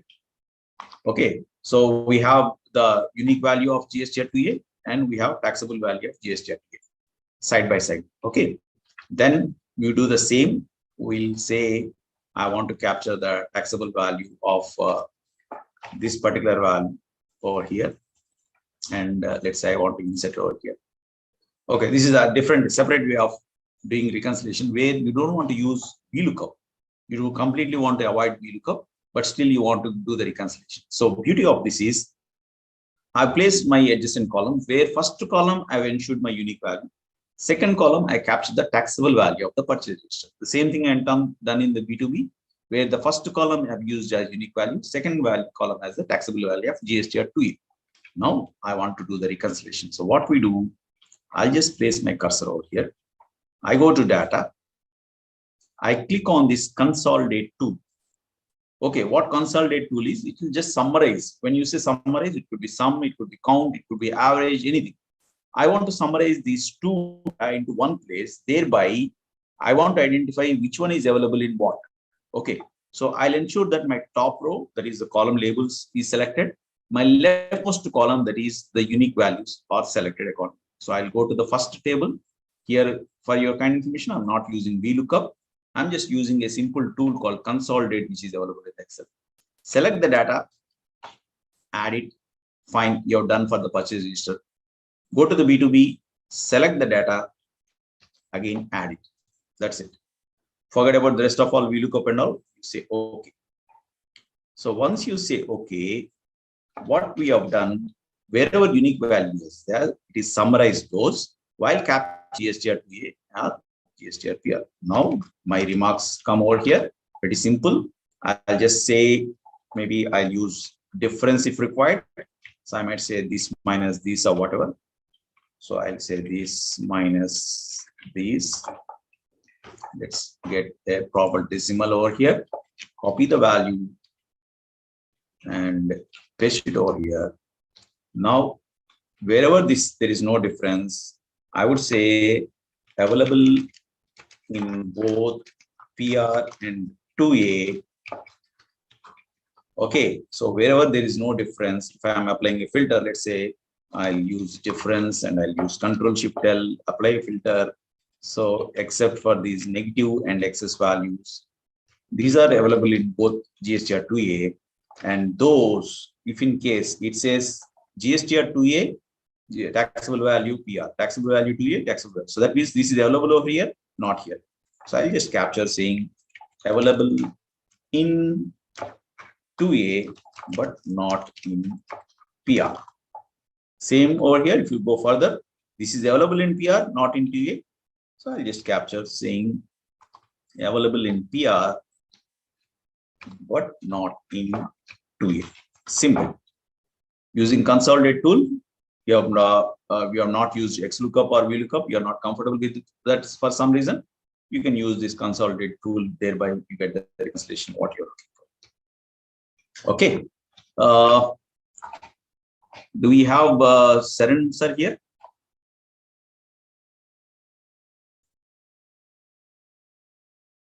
Sarangar, you want to finish, sir? Sir, you are on mute. You are on mute. You are on mute. Sir, Sarangar, you are on mute.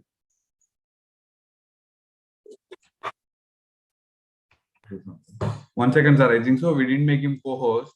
Yeah, we are making. Yeah, 1 second. Yeah, I'll do that. Just 1 second, sir. Okay. Yeah, we made him. Sarangar, you can unmute yourself, sir. Now we made you co-host. Okay. Yes, sir. Sir, I think you can take over, please. Of course I can. Of course I can. Sir, Srinivas, you'll be there or you'll be going out? Yeah, I'll be there. I'll be available. I'll just mute myself and mute. Oh, yeah. So anytime if Sharan sir wants me to jump in, I'll jump in. Okay, right, Srinivas sir. Okay. Okay. So that's it, friends. From my side, I just try to rush through given time, and as I said, whenever you have doubts, you can just come back to the video and revisit it. And now I'll take it, give it over to Sharan, which obviously I will also be more interested to attend. Thank you all.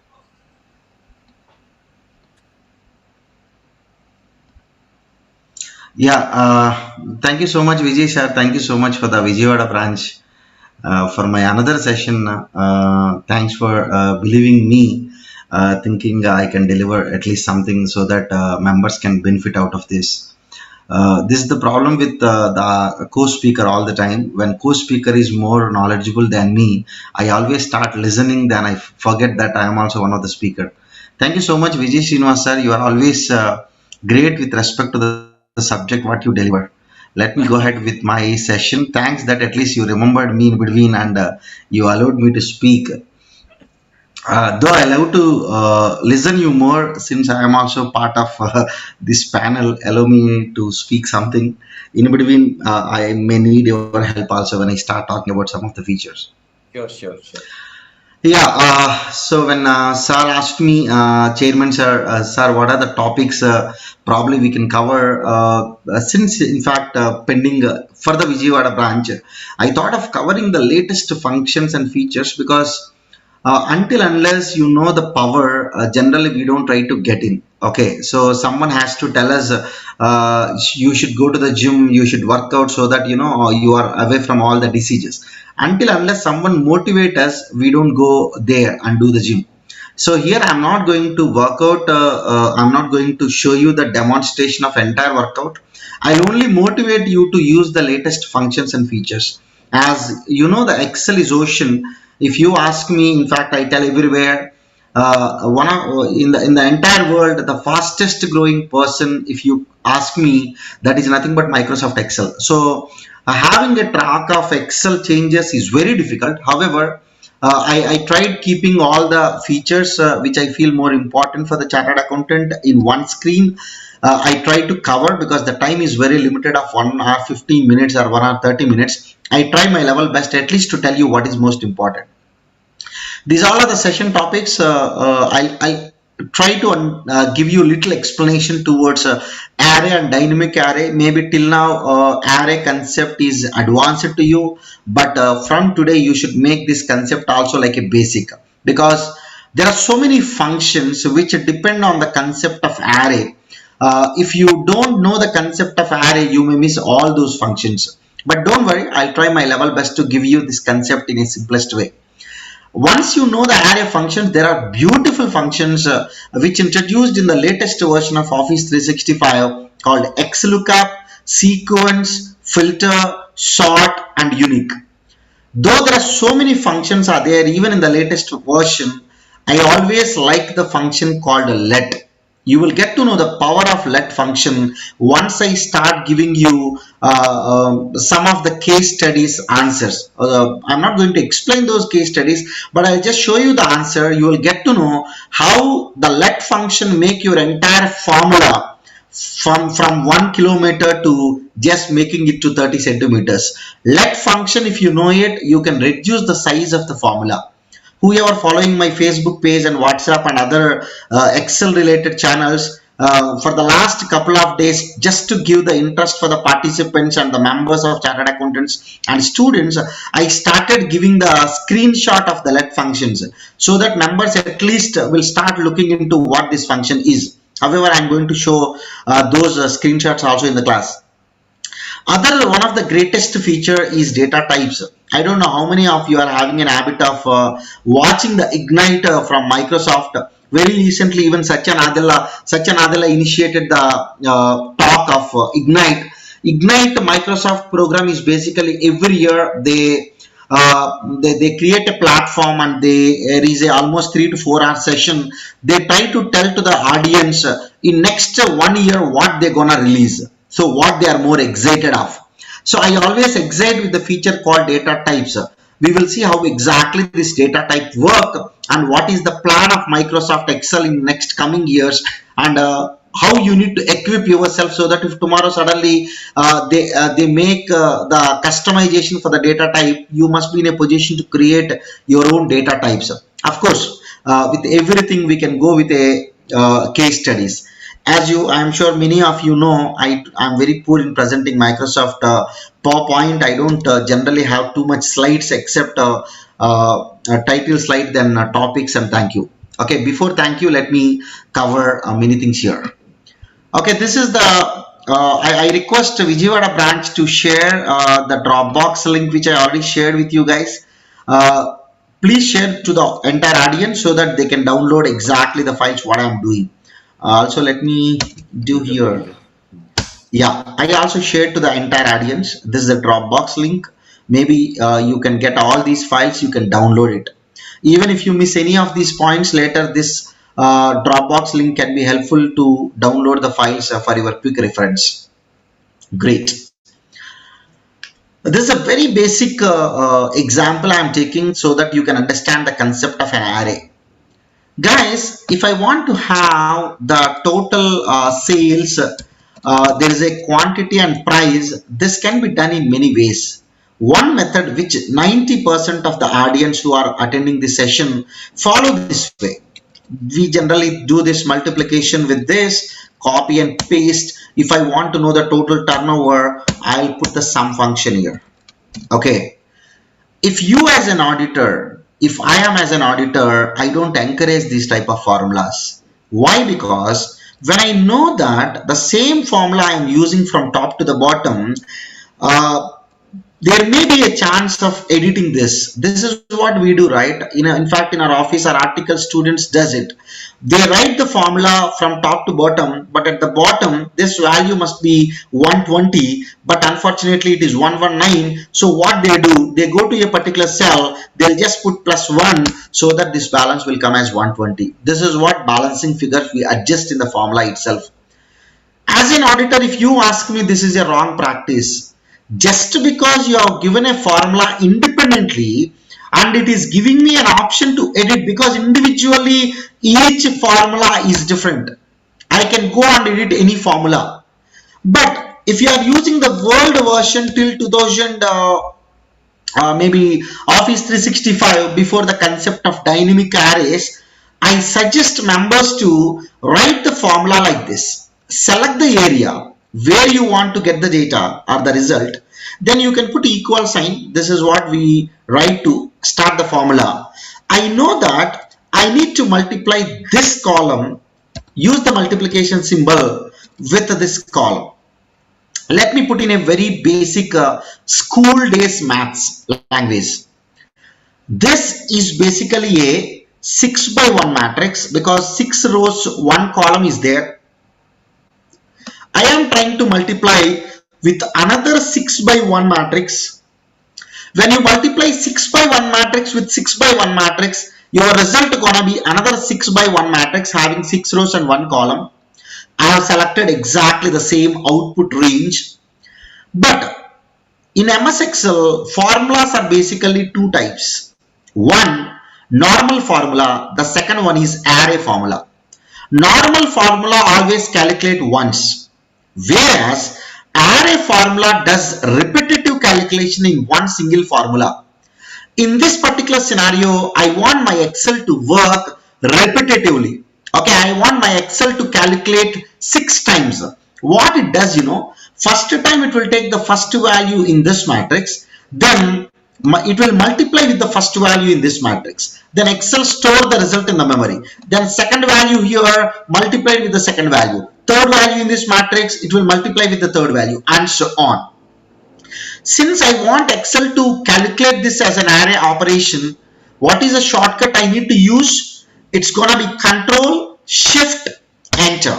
Wow, I got the same result. So you can write the sum formula, you will get the answer 119 what you got earlier. Now, what is the difference between this and this? You may ask the question, Mr. Saran, this I have written a formula, I copy pasted. What is the difference between this formula and taking this everything and directly taking the range and doing Control Shift Enter? In this formula, if user want, he can go in between and he can change whatever he want. But in this formula, when even user is trying to write something, it will not allow, because for the Excel, this entire range is one array. The meaning is either you should edit everything or delete everything or keep it quiet. You cannot change the part of the array. That means even user is trying to change the value in between, he cannot do that. Okay, this is the best practice, especially when you are trying to prepare any Excel file, when you know that from top to the bottom the same formula you're gonna apply. Okay, this is one way. This is in the old version. If you are using the latest version of Microsoft Excel, that is nothing but Office 365. I don't even do this of selecting everything and applying equal to this, multiplication of this, Control Shift Enter. No, I'll not do that. What I'll be doing, I will just take this, I will multiply with this, I'll just enter. Sharon, if you just click enter, this result gonna be 6 by 1 matrix, whereas you are writing the formula in one single cell, that is 1 by 1 matrix. How, Mr. Sharon, 6 cells data will fit into one single cell? Is it possible? Of course possible in the latest version of Microsoft. When I enter, since Excel knows that this result gonna be 6 by 1 matrix, it automatically fill the data. We call that as a spill. It apply the spill concept to the area exactly, right? Even if you do the sum function, it just give you the same value. And a couple of things here you need to observe. I have just written the formula here, entered, the result came everywhere automatically. I know the question you may be having, Mr. Saran, already here there is some value mistakenly. Now I am trying to write the same formula what I have written earlier. This I will multiply with this. What you said, Mr. Saran, this has to spill to the another 5 rows below. If I enter, you are getting a spill error. This you will not find in the old version. In the latest version, there is an error called spill.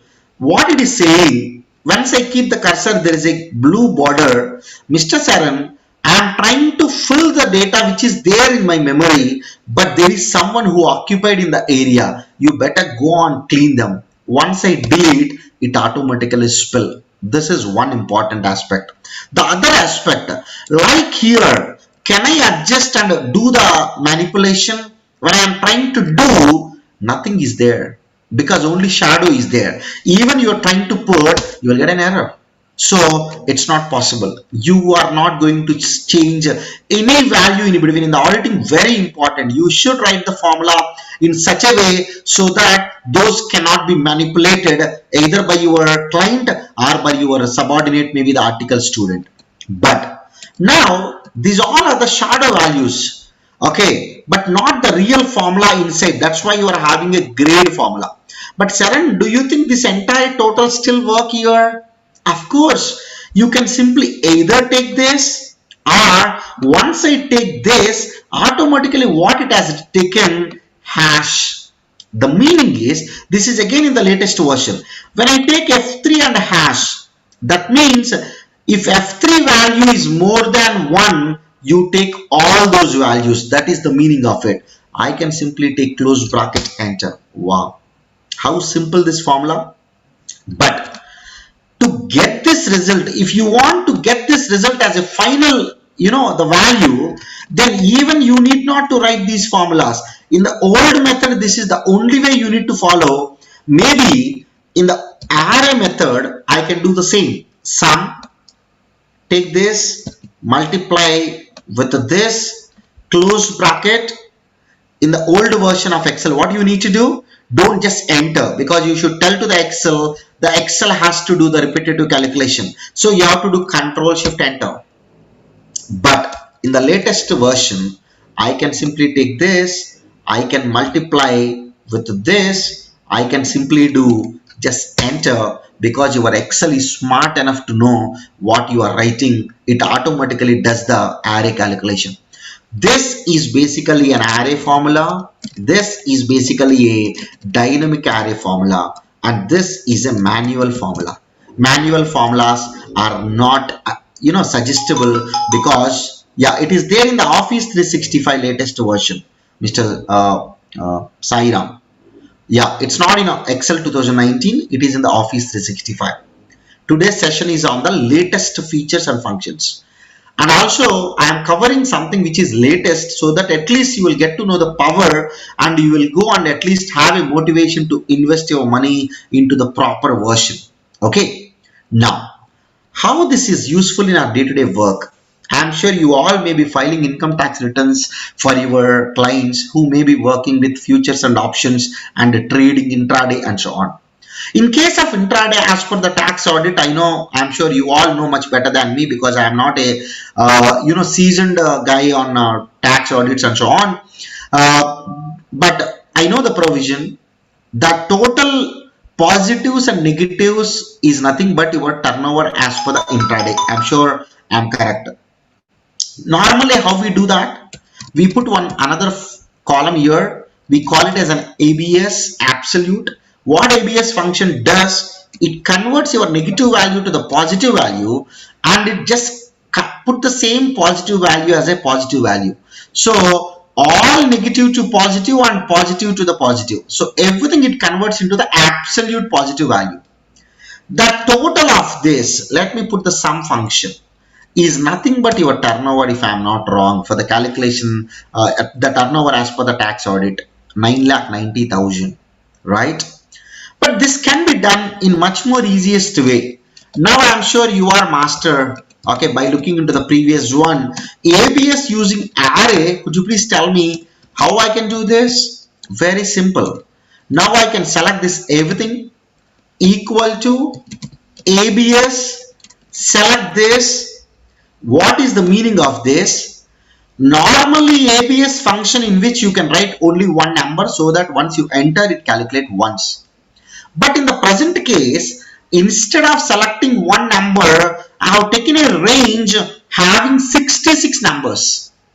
That means I am asking my Excel to perform at the backend 66 times.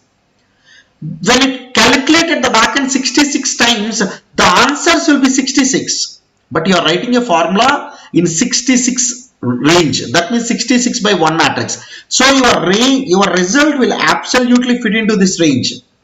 But you should not enter. What do you need to do? Control Shift Enter. Because if you are following before version of Office 365, you should do Control Shift Enter because this is the old version. In the latest version, what you can do? I can have ABS dynamic array. What I can do, can anyone tell? You need not to select. Simply put ABS, select this, close bracket, enter. Since this gonna hold 66 values, it's gonna spill below. Wow, wonderful. Now if I want to total this everything, what I can do? Sum of, select this cell, you just put the hash symbol, it automatically spill till the last value from this range. Just enter. This is not suggestible. This is recommended if you are having a old version, but this is most advisory.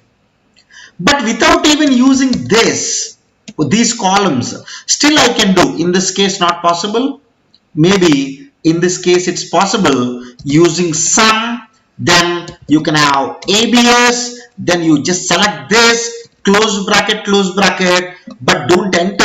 Control Shift Enter, because it's an old version of your Excel.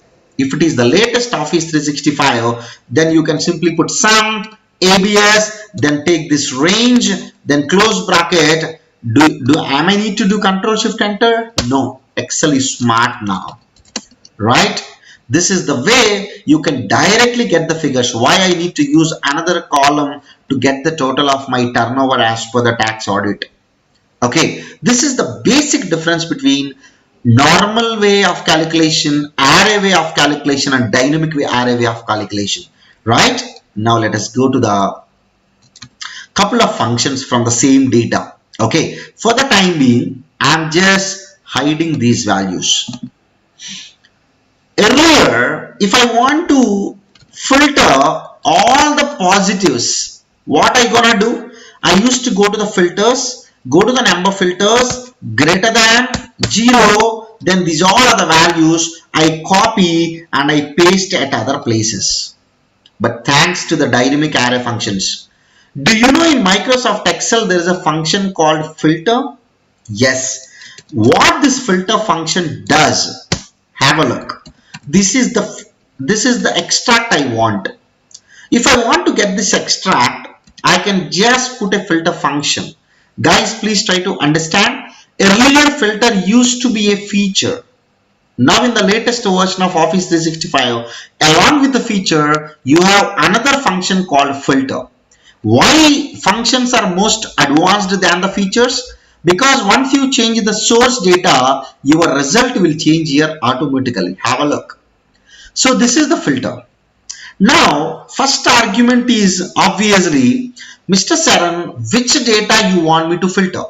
I want to filter this data. Very good.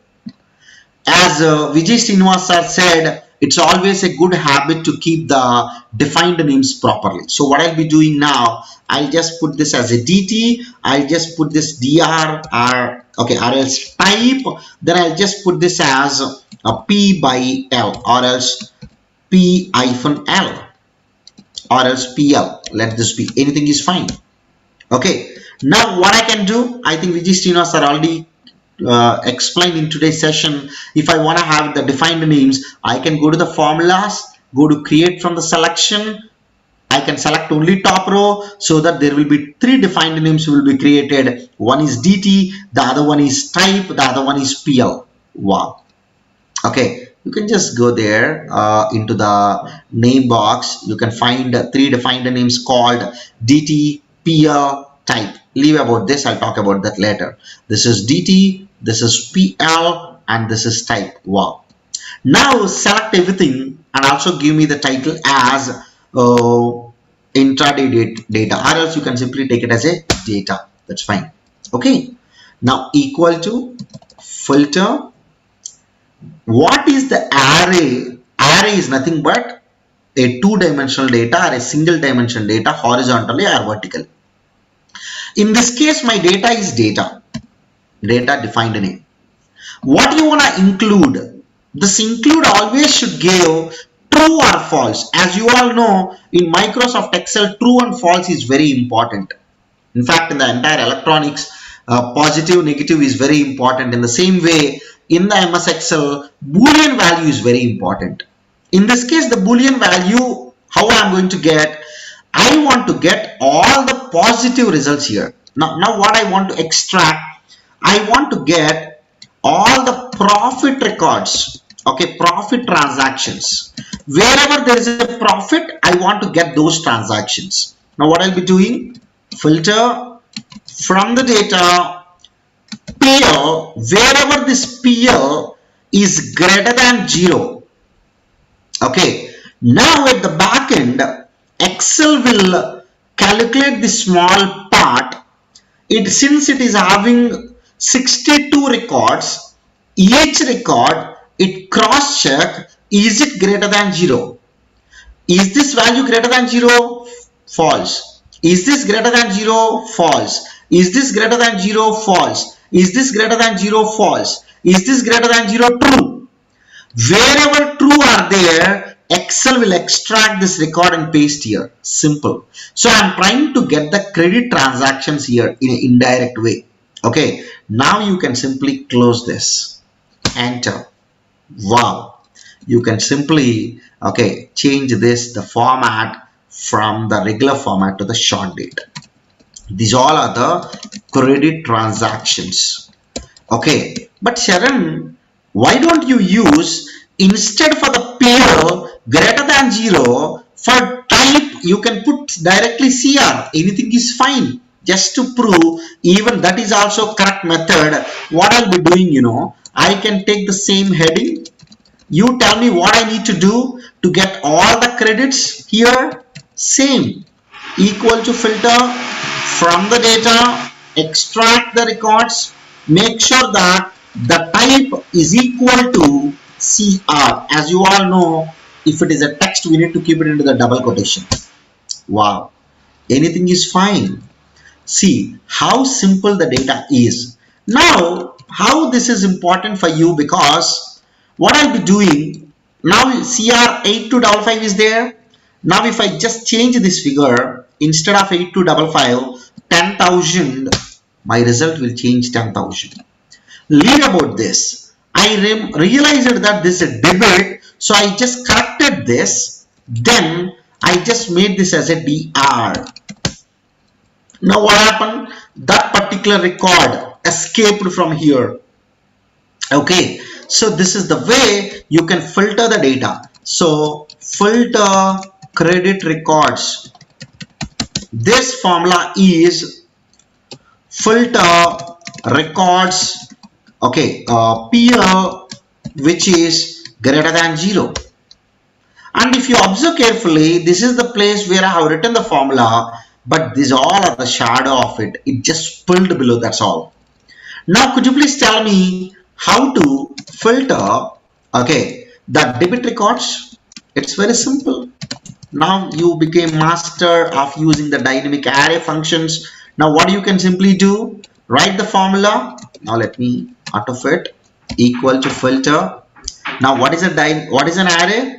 Data is the array. I have to make sure that the type is equal to dr, close bracket, enter.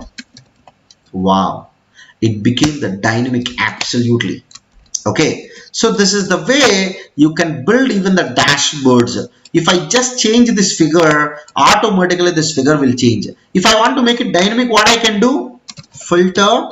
Otherwise, I'll have a drop down here. This is the type drop down. What I'll be doing, I will just go to the data validation. Already Vijay Srinivas explained. I can simply go to the list. I'll put dr, I'll put cr. Then what will happen? I can simply select dr. Now instead of this, let me select this, enter. Wow, if I just take cr, dr, wonderful. Yes or no? Absolutely yes. Let's say if you ask me, Mr. Saran, can I filter only the data based on the year? I know that these records belongs to 2010 and 2011. 2019 and 2022 years. Of course, one financial year, but let us try to put this into 2 years. Now, this is a question for you. What I can do, let me put a list here, 2019, 2020. Okay, you can just select whatever you want. Now, I want the data which is only belongs to 2020 or 2019 based on the above selection. Could you please tell me what I can do? I need to filter the data. I need to put data is the array. Now I should make sure my date is equal to this. Is it correct or wrong? It is wrong, because a date is a serial number. This is the year serial number. Nowhere this value will match with this value. So what I need to do, this date column, I should give year function before that, so that year will get extract out of this. So that 2020, 2020, 2020, for every record of DT column, year will come out. Then I'm going to cross check whether it is equal to this cell. Then this will give you true or false. All the two transactions will get extract. Just to cross check whether it is correct or wrong, check it out, all are 2020. Now if I make it, okay, then 2019, you can do that, not a problem. Saran, now I will take this, I want to take this little extender to the next level. Do you think, is it still possible? Can I have the month of this? Of course it is possible. Of course it is possible. How can I get the drop down of the month here? Okay, so you have in the generally whenever you put Jan, you drag it, you get all the 12 months, right? See, check it out. I got all the 12 months. Guys, all the 12 months. Especially when you are doing a data modeling or valuation, months are very important. In those cases, I'll give you one small trick. Especially whenever you put equal to month, how all the 12 months has to come automatically. I'll tell you the trick. What you can do, I already told you equal to in the flower bracket. If you put in double quotation Q1, comma, in double quotation Q2, comma, in double quotation Q3, comma, in double quotation Q4, can anyone tell in the class what will happen? This is an array having 4 values of text Q1, Q2, Q3, Q4, and I kept comma. That means these all will come one after other. That means I am trying to fit 1/4 matrix into one single cell. Since mine is the latest version, it just spilled to the next. Okay, area. If you want to go towards downside one below other, now you can put semicolon. Semicolon is an indication to go downside. If I want to use semicolon, and also you can use transpose so that this comes towards right side. You can do anything. Now what I want is, everyone please have a look. I'll just put Jan very quickly. I'll put Feb, I'll put March, I'll put April, then I'll put May. Just give me 1 minute quickly. May, June, then July, then August. Just let me know wherever I go wrong. Then September, then October, it's October, then November, then finally December. Okay, close bracket, close flat bracket. If I enter, every 12 months, all 12 months will come one after other. Now what I'll be doing, I'll just copy this. Concentrate very carefully. I'm giving you one trick here. You can go to the formulas. You can go to define the name. I can give the name as months. Okay, I want to refer to Control V. Since I already written the formula, the same formula. But Sharon, do you think a defined name can also be referred to other than the cell references? Of course possible, because this is a formula. This formula has 12 values, start from Jan till December. Click OK. Wow. If you go to the name manager, you have months having all the 12. Now what I'll be doing, wherever I go, since it's a defined name, wherever I go, if I put equal to months, months, if I enter, wow, all came one after other. Very important, especially when you're trying to deal with the data with respect to the valuation and so on. Okay, and the same way, now this is for practice. I just want to have a quarter. Then what I'll be doing, I'll put in flat bracket, in the double quotation, Q1 comma in double quotation, Q2 comma in double quotation, Q3 comma in double quotation, Q4. Wow. Okay. Now next time, whenever I want to have all the quarters, just put QRTR, all quarters will come. If you want to get one below other, just put transpose before that, then you will get the spill of all the 4 values. Now I can just go here. I can go to the list. What I need to write? Let's write months, because months is having all the 12 months. Okay. So one second. Okay. So in this case, it is the months. Okay, fine. For the time being, I'll just write equal to months. Now enter. Now you can simply go to the data validation. I can go to the list and I can have all these months, just as an example. Okay, now you can have all the months. Now if I want to filter my data considering these two, is it possible? Of course it is possible. How is it possible? Now equal to, or else you can have 2019 instead of month. Maybe you can take the type as data and so on. Let us go here. Equal to what? Filter is the function. What is the array? As we all know, data is the array. What do you want to include? I want to have year of date must equal to 2019 what I entered. Now guys, this is one condition. But if I want to take another condition, it's very simple. Just put the multiplication. Okay, put another condition. What is the other condition? I want to extract the 3-character month out of this. Do you know what is a function today? Vijay Srinivas sir already explained. There is a function called text. Now take the date column. I want to get in the format of triple. What it does, you know, for all these 62 values, it's going to extract the month names. Okay, very good. Now, comma. Now, I'm sorry. This must equal to this. Close bracket. Don't confuse. From this data, I want to get the filter.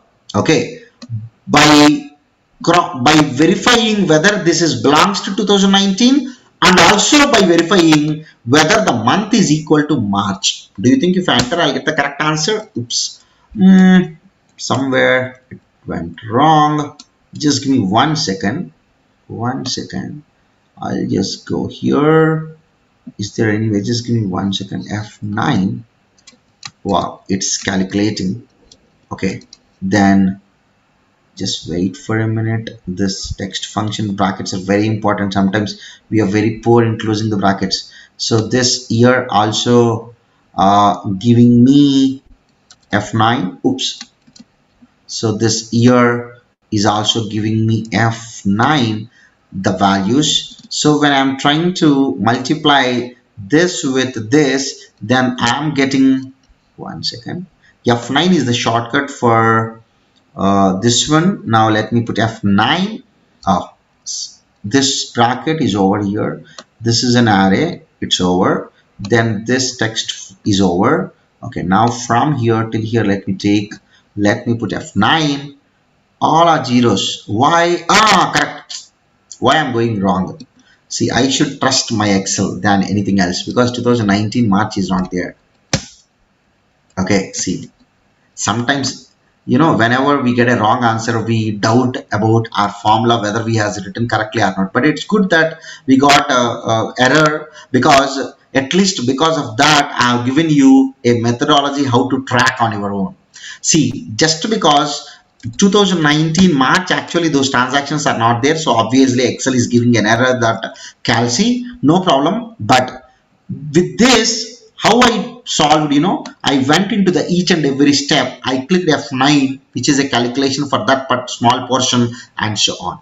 Now whenever you put 2020, wow, you got the data. Now let me introduce you all another function called sort. What the sort function does, now I want to sort based on my amount. Then what I need to do? Simple. On top of everything, you can use a function called sort. Okay, just close bracket. Is it? No, comma, because you should tell to the Excel which column you want to sort. In this result, there are 3 columns. I want to sort the 3rd column, close bracket. It's always giving you in the ascending order. But I want to have descending order instead of, okay, actually I ignore the 3rd argument, which is optional because it is in the square bracket. By default, it is taking ascending. If you want descending, you can simply take it -1, enter from positives to the negative. See how great this become a data. See, 2020 April is not there, 2020 February is there, only one transaction. 2020 January is there, then 2019 April is there, then March, May, June, July, August. Wow. See, if you want, maybe you can have a sum of this, then you can have, okay, automatically those results can come out as a total, and so on. This is what the sort function and the filter function. Okay, you can just try this with the same data in different methods. I'm sure you can get it. Even if you want to take this into the next, October there are no transactions, November there are no transactions, December there are transactions. Now if you want to even take only the debits out of this is a work for you. Now list dr cr. Now could you please tell me what I need to do? Nothing I should do except go here, put the multiplication, because another condition is there. That condition is nothing but type. I should cross check that must equal to cr, close bracket. Wow. Now this will give you true and false. This will give you true and false. This will give you true and false. Where all places true is there, then I'll get true finally. That is the data it's going to extract. Enter. Wow. Now I want only debits, credits, August, credits, debits, and so on. See how slowly it became an automation, right? This is what about function. And let me quickly cover one more function of dynamic arrays. Let's say it's a very simple A, B, C, D, A, C, D. Guys, there is a function called unique. Earlier, if I want to filter the unique values, if I want to take out the unique values, I can select the data, I can go to the data tab. This is the old method, data tab. Then you should go to the remove duplicates. Once you click here, see, these all are the 4 values. But instead, thanks to latest version equal to unique, okay, I can select this data. All the unique values will spill. Now, Saran, if I change this as a G, no problem, that will come. If I make it as a B, no problem, that will add. So automatically this list will come. That's the beauty of this. Now later in the data validation, what I can do, you know, I can simply take this hash, C1, I can simply put hash, enter. What will happen? All these will automatically come. For example, later, now this is B, C, D, E, F, G. Now what happened? Do you think all these values will be here? Of course. Now, for example, this is X, Y, Z, then X, Y, Z, then X. How many unique values are there? Only 3. Now, how many are there? Only 3. Wow. What I have done, I went into the data validation. I have taken this hash. What is the meaning of hash? Whatever you select, it's gonna take the entire split range. Okay. Text date function you want me to explain? It's very simple. For example, there is a today's date equal to year function will extract the year, as you know. Month function will extract the month. Day function will extract the day. Weekday function will extract which weekday it is. Today is the Saturday. So from Sunday through Saturday it is 7. But if you want, Sharon, I don't want a month number, but I want month name, then you can use a function called a text. Take this date, comma, if you put into the MMM, then 3 character of month name will come. If you put for the same function DDD, then you will find which weekday it is, you will get it. If you put extra 1 day here, 1D here, then you will get the full form. If you put extra 1M, you are going to get the full form. So I hope you got the point, my friend Tirunaleshwar Rao. There is one big question. The text is very big to read. Just give me 1 minute. Is it required all the columns of raw data in filter data? No, it's not required. Even you can just select whatever the data you want. That is fine. Yeah. So Sairam, I hope you got the point. Sir, can you also explain the name order of same person is different in 2 columns and need to check if the data in the first column matches with the second column. The first column is first name, middle name and surname. The second column is middle name, first name and surname.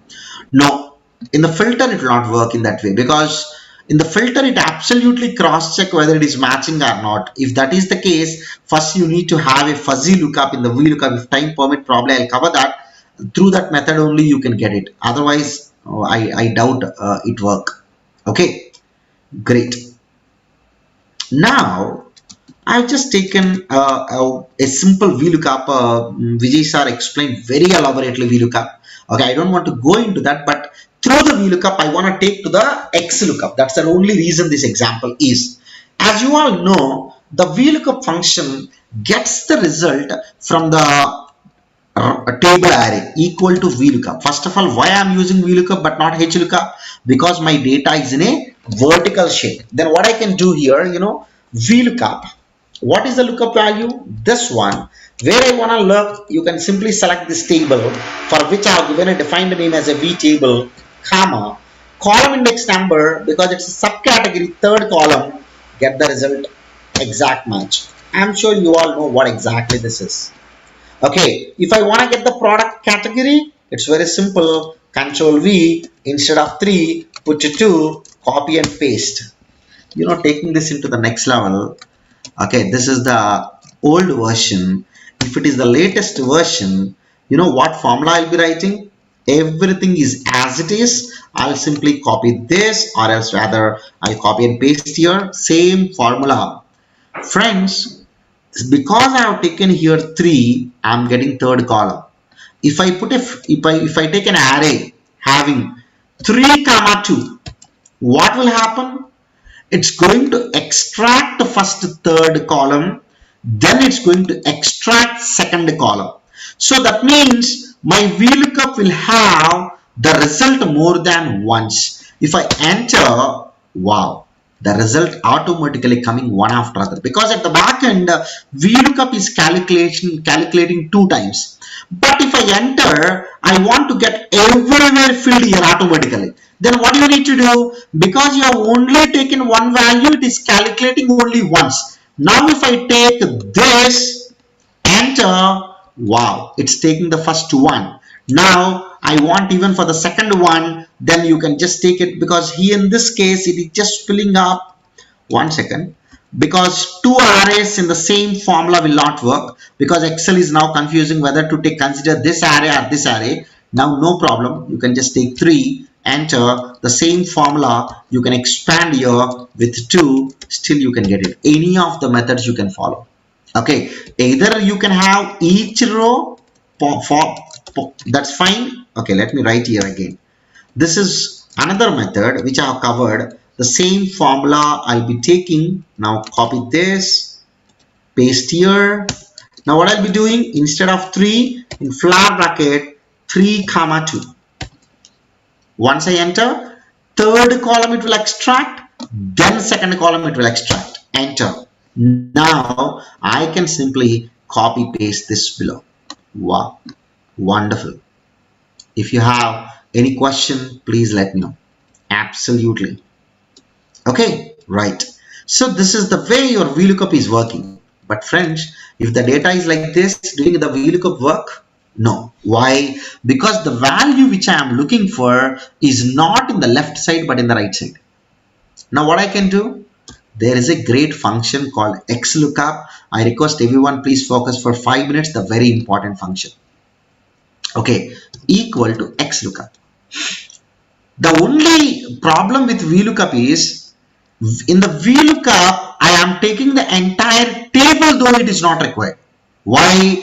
Though my table is having sometimes 100 columns, but I am going to look into a column where my value is, and I am going to look into a column where my answer is. So that means always 2 columns are important. But unfortunately in the old VLOOKUP function, it will look into the entire table, then you should tell to the Excel where it has to look and which column you have to extract. But thanks to the XLOOKUP function, equal to XLOOKUP. What is the lookup value? This. VLOOKUP, XLOOKUP both are absolutely same. But the only difference is, in case of VLOOKUP, generally we take the table. But now in case of XLOOKUP, I will not take the table. I will tell instead of the table 2 columns separately. First column is, this value I have taken, this column is into which column? Okay, this value is into which column? In this column. Wonderful. Comma. If this value is available in this column, then could you please tell me your answer is there in which column? My answer is there in this column. Wonderful. Now close bracket, directly you will get your answer. Wow. But Sharon, what about the remaining arguments? Let us have a look. Comma. Generally the situation in case of VLOOKUP function, when the value we are looking for is not there, NA will come. If you want to fill something other than NA, I want to have a blank. You can put a blank text, open double quote, close double quote, because errors looks little odd. Comma. In case of VLOOKUP function, by default it looks for the approximate match. Whereas in case of XLOOKUP function, by default it is an exact match. Whether you keep 0 or not, it still understand. But the very important thing I would like to cover, the last argument. In case of VLOOKUP function, always it looks from the top. But in case of XLOOKUP function, you can ask Excel to look even from the bottom also. So by default, it is first to last search. If you want, you can even go for last to first search. Okay, this is, I'll tell you when this is required. As of now, this is first to last search. Enter. Just. Okay, let me freeze this data. F4. So that it will not change it. F4, enter, just copy and paste below. Now, could you please tell me what is the small change I should do so that I should get product category? Instead of taking this column, take this column. That's all. Wonderful. Why these all are blank text? Because I told to the Excel, if it is a blank, take the blank text. Okay. So this is the way your functions are working. Guys, I'm more focused towards the last one, where you can use, by default, your table will start from the first to last only. No one will search from the last to first. But there is a situation where in our day-to-day work, this is very much helpful. Maybe you can connect with this case study. Many times when you have a bank statement, in the bank statement, on the same day, there may be more than one transaction. Some of the days, there are no transactions at all. Try to understand. On the same day, there are more transactions. Some of the days, there are no transactions at all. While we calculate the interest on the OD or any other thing, you need to have the closing balance of each day. Yes or no? Finding out the closing balance of each day is very difficult, because on the same day 10 transactions are there. You should pick up the last transaction and give the result. But friends, do you solve this problem? Of course. What I can do? Date. I can have a function called unique. Have a look. Because I will be having unique dates. Close bracket. Wow. Now I can have the filter. Sorry. I can have the format. Date form. How I got the unique dates here? I used a great function called unique. Wonderful. Now I want to have the closing balance. How you will get the closing balance? Okay, now I can simply copy this, paste special values, or else you can leave this as it is. Equal to XLOOKUP, thanks to XLOOKUP. Lookup value is this. You can put a hash. Why? Because I want my XLOOKUP to work for all these values.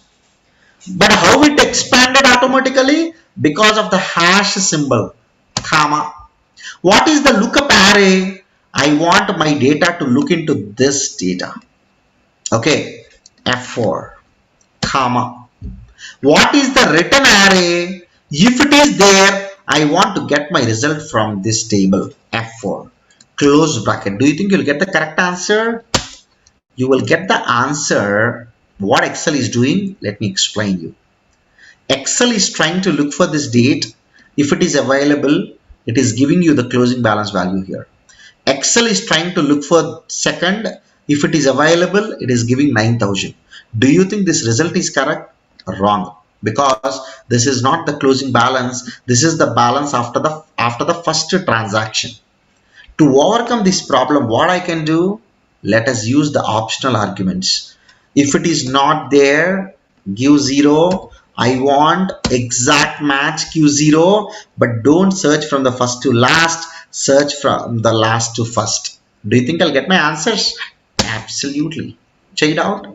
After the first, closing balance is 3,000. Second day closing balance is 13. Fourth day closing balance is 10,000. Then fifth day is not there. Sixth day closing balance is 3,000. Fourth day it is blank, 0. I'm sorry. Seventh it is 4,000. Absolutely. Now you can calculate it. To take this into the next level, if you know the functions, you can understand how great you can go ahead.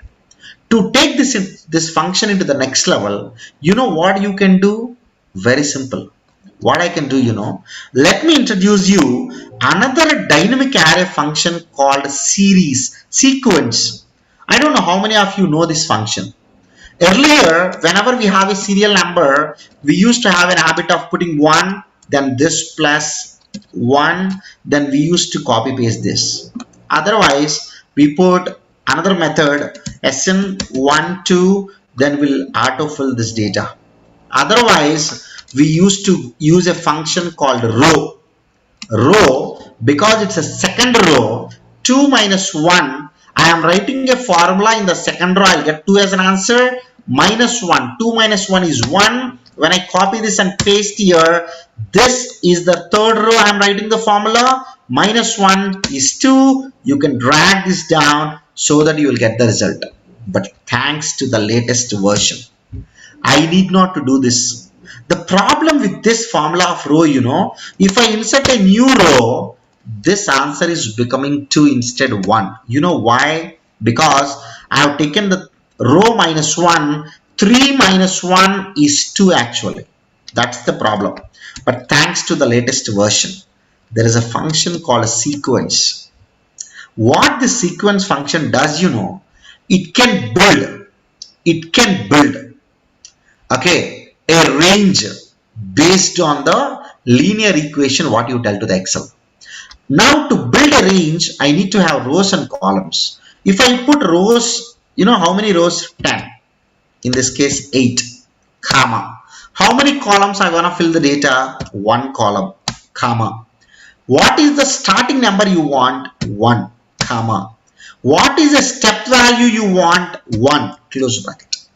So I want to get 8 by 1 matrix. Start with 1 where the step value is 1. Wow. If I put 10, if I put 20, if I put 30, wonderful. If I put just 5, possible. Now let me put 1. Since this argument is optional, even I can ignore it. If you ignore, by default it takes 1 only. Even third argument is optional. If you ignore the starting number, by default it takes 1 only. It will not change. Even second argument is optional. How do you know that? Square bracket. If you ignore, by default it consider 1 column. You can't ignore this one also, because at least more than 1 row you should have. Otherwise you can directly write a value into the single cell. Wow. If I put 100, I'll get 100. If I put 1000, I'll get 1000. Wow. This is the sequence function. In this case, I want to have the sequence starting from this date till this date. Could you please tell me what I can do? Equal to sequence. How many rows I want to get this data? It's very simple. I can how to get the how many rows? It's very simple. I can have the maximum value of this, okay, minus I can have the minimum, okay. Otherwise you can even use you can't use the count here. Why? Can anyone tell? If I use the count function here, if on the same day if 20 transactions are there, it's going to give you 20. So what I'll be doing here, if you want to have a series, you can even build using a date function also, starting from this date till this date. In this case, I want to have from 1st till 7th a series of values. It's very simple. Put the sequence. Okay, 7 rows, 1 column. Could you please tell me what is the starting value? This is the starting value. Just close bracket. If I enter, automatically what it does, it is, sorry, let me convert into the short format. So automatically it has given the series. For example, if I want to take 8, then what will happen? 8 days will come. If I take 9, what will happen? Let me just go to the format and change this to date. Yeah. If I take, for example, here 9, what will happen? All the 9 days will come in the series. Now guys, I can simply use a balance. Okay, I can simply use a balance. Now, okay, in this case, very critical. The critical part is, since third it is not there, what I need to do? Ideally, let me write the XLOOKUP function, you will get to know. Okay, what I'll be doing, everyone please concentrate how powerful your Excel if you know the latest functions. Equal to XLOOKUP, look for this value where, okay, I can even take this. Look for this value where, could you please tell me the lookup array? This is the lookup array, okay. Then comma, what is the return array? This is the return array, comma. If not found, 0. Is it? Yes. Okay. Then I want exact match, 0, comma. Then from the search first to last, I want to start search from last to first. There is a problem here. Can anyone tell what is the problem? Third one, it is taking 0, which is wrong. Why? When third there is no transaction, it should take 13,000 because second day balance will just be the same for the third also. Do you all agree with me? Yes. To overcome this problem, I should not opt for exact match. I should opt for the approximate match to the next smaller item. Okay. Now, what is the meaning of it? When Excel is trying to look for third, if third is not there, it will search for the next smaller value, that is second. Do you think I'll get my values? Absolutely. Wow. Fourth closing balance is 0. Fifth is also continued 0. From sixth onwards it is there. See guys, when you have one single formula ready-made automatically, then you can understand how powerful your Excel is. You can write once, automatically your results will come. I'm just going a little deeper into the latest version of Excel functions, how much time it can save. Okay, obviously, since these all are the latest advanced, you may not just get in one single day or in just 2 hour session or 1.5 hour session. My only point is I just want to aware you that these functions can do better job than earlier, so that at least you will get the motivation, go back and start working. That's only my job here is. Okay, see how beautiful with a single formula I can get this.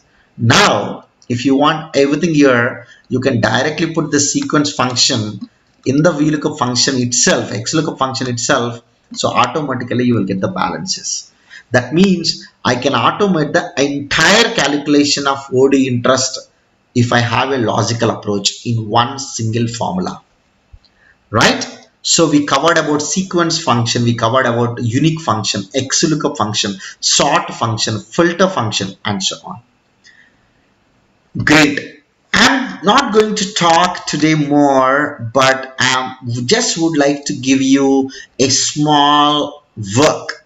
Okay, you may consider it as a homework or whatever. Okay, later maybe I'll put the answer in the same Dropbox as a file. This is just a very common problem we get it. Okay, when we are having the company or maybe the product. Okay, I'm having the sales figure B A C B A C B D A C B A. Okay, that's fine. Now I have the sales. Okay, thanks to a function called rand between, I can have just some random figures here. That's fine. Now I have the product here. I have the sales here. But guys, I can have A here. You can put in the drop down. A comma B comma B comma C comma D. Wonderful. You can use a VLOOKUP, look for this value within this data, get the second column value as an answer. It has taken B298. Why not 843? Why not 767? Why not 815? But Saran, you told XLOOKUP, I'll use the same. Look for this value in this array, get the result from this array. I don't want anything. It should be exact match. I want a search mode from the bottom. This is only helping you to find the bottom value. But let's say I ask you, I want second instance value or third instance value. Either your VLOOKUP or your XLOOKUP will fail. Okay. In that case, what I'll be doing, okay, concentrate everyone. I will just take this. I'll put the instance number. What I'll be doing, I'll just go to the instance. I'll put 1, 2, 3, 4, 5 because I found 5 instances are there. Based on these two, how I can solve? Okay, very quickly. Based on these two, how I can get the figure? That means, could you please tell me what figure I want? B, second time 843 has to come. This you cannot get either by using VLOOKUP or XLOOKUP. You know, old method, you know, we used to follow count, if, that, this and everything, a lot of bigger process. But thanks to the latest version, first, you know what I can do?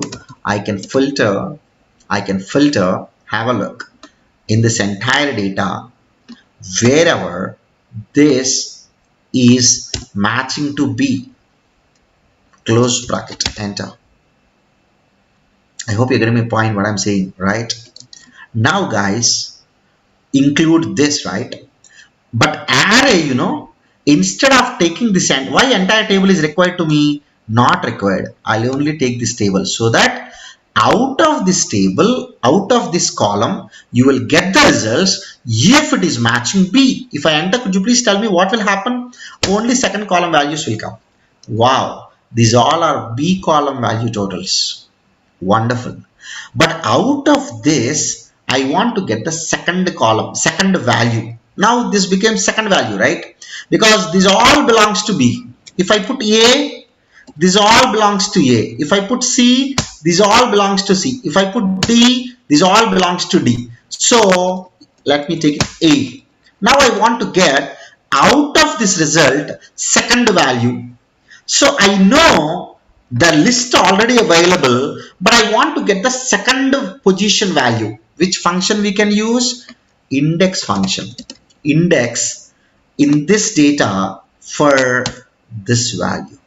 So what index function does, it will look into this data, whatever the result for this row, it's going to give you that value. Wow. Do you think the answer is coming? Wonderful. Is it correct or wrong? You can cross check. 843. You can cross check. 767.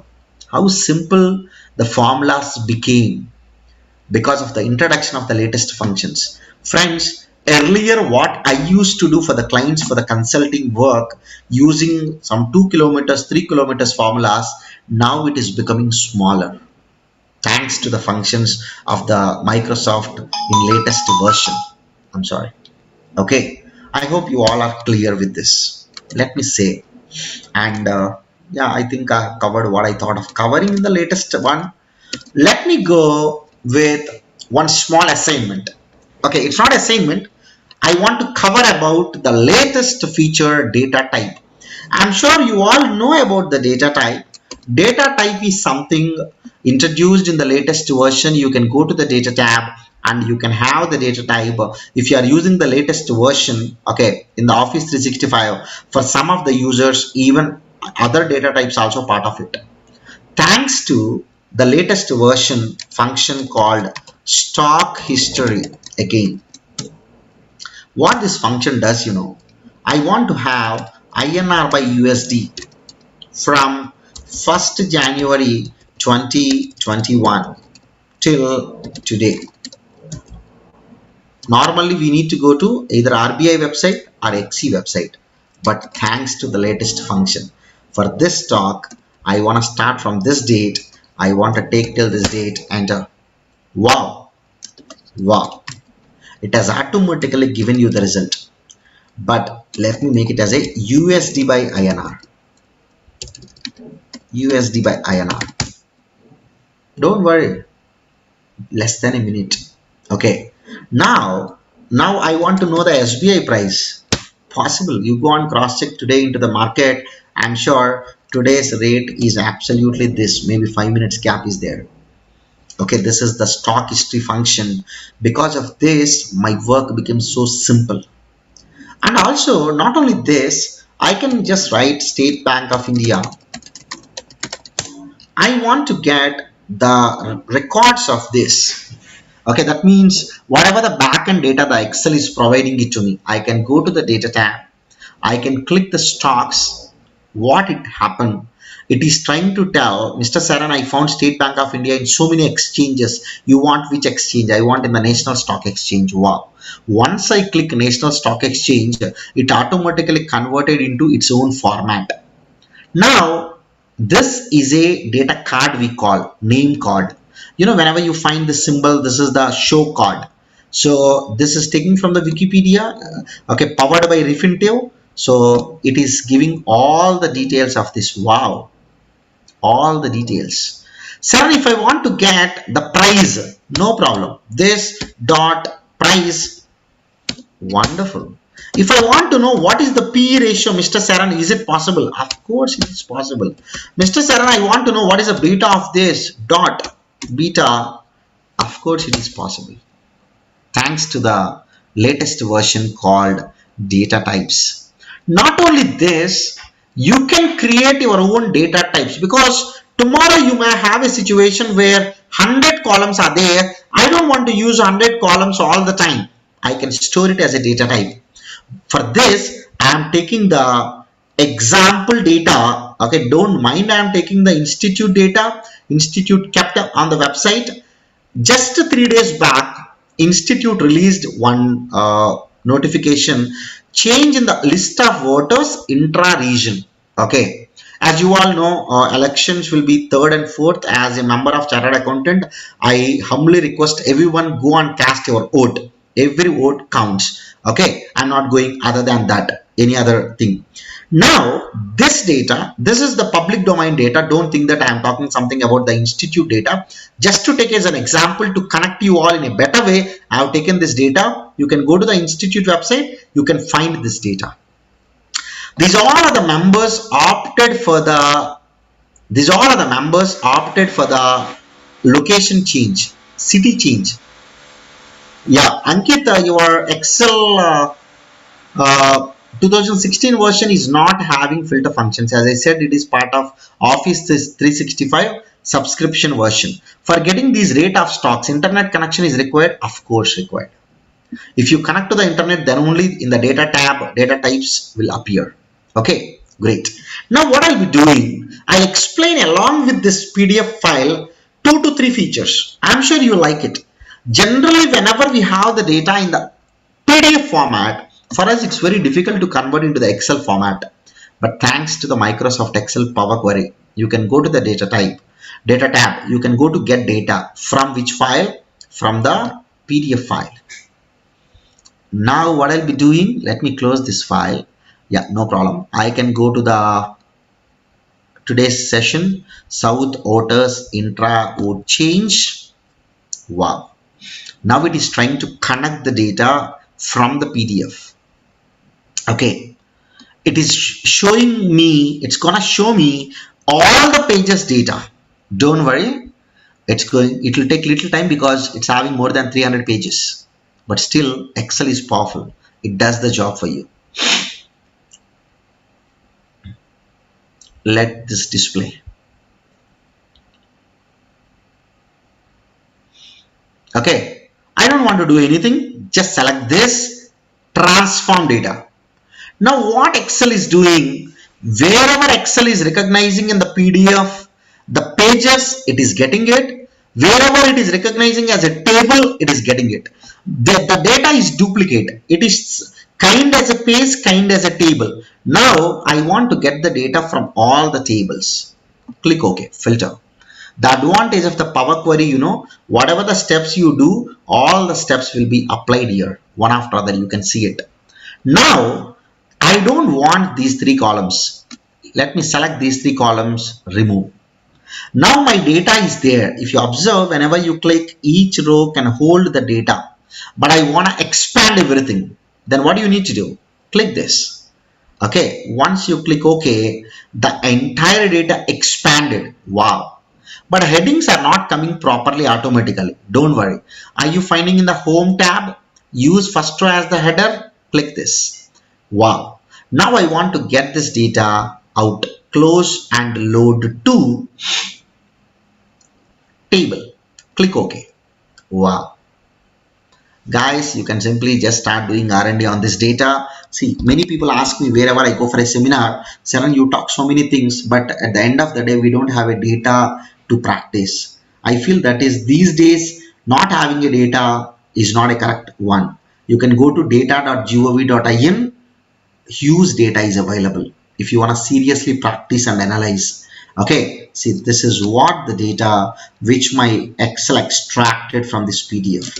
Let me look into this data. It's having voter serial number, membership number. Sorry, whoever membership number I'm displaying here. Since it's a public data, I'm displaying. So, okay, so name, allotted city. This is the first 2 allotted. Then allotted booth. Then allotted state. Then the new booth opted. Then this is what the new city. That means Addanki, whoever this person, he opted the Hyderabad. This entire data came here. Now, this is a homework for you. I'm not going to talk here in the class. Maybe you can just do whatever the way you want.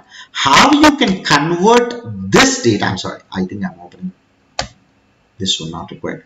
Yeah, what I have done, looking into this data, because everywhere data, wherever data is there, automatically my eyes will just go little blink and I'll start working on the data. Based on this data, I made a small analysis just day before yesterday, and also the PDF source is here. Okay, so this is what the analysis I have done. I just did a small analysis from each city, how many people are opted in, how many people opted out. Okay, Hyderabad is the highest, it seems. 737 people opted in, 222 people opted out. That means whoever residing outside, they opted out, and at the outside people who are in Hyderabad, they opted in. So what is the method you follow to convert this data into this format? This may be a challenge for you. So do whatever you want. For next one day, you can solve it. Maybe tomorrow in the same Dropbox link, I'll be giving you the Excel file which is giving the answer for this. Okay. This is already I kept what is a data source. Okay. So from the PDF what I am displaying there, I'm finding here. Now let us come back to the data. Friends, the data type is nothing but I can go back, I can just double click this one. I can just double click this one. Now I can simply right click. I can create my own data type. Are you finding there is an option called create a data type? Click this. Click this. What is the data type name? I want to give the data type name as membership, membership number poll booth. Okay. What is the column it has to display? It is a membership number. Now, once I click OK, what will happen? All the records will come automatically. So all of the records will expand. Now what I'll be doing, let me close it. Let me explain you again. Right click, create data type. I want to have the data type name as, you can take a membership number poll booth. Then I want to display the membership number column. Then you go to the advanced. Once user select this, what columns must be available? I want every column must be available. Okay, click OK. Now what happened? The entire data is into one single column. If you observe at the bottom, all the records are there. Now I'll simply go here, I'll close and load. Instead of the entire data which will display like earlier, it's going to give me only the membership number data. But Sharon, if it is a membership number data, how can I get the latest details? Don't worry, you will get it. Wait.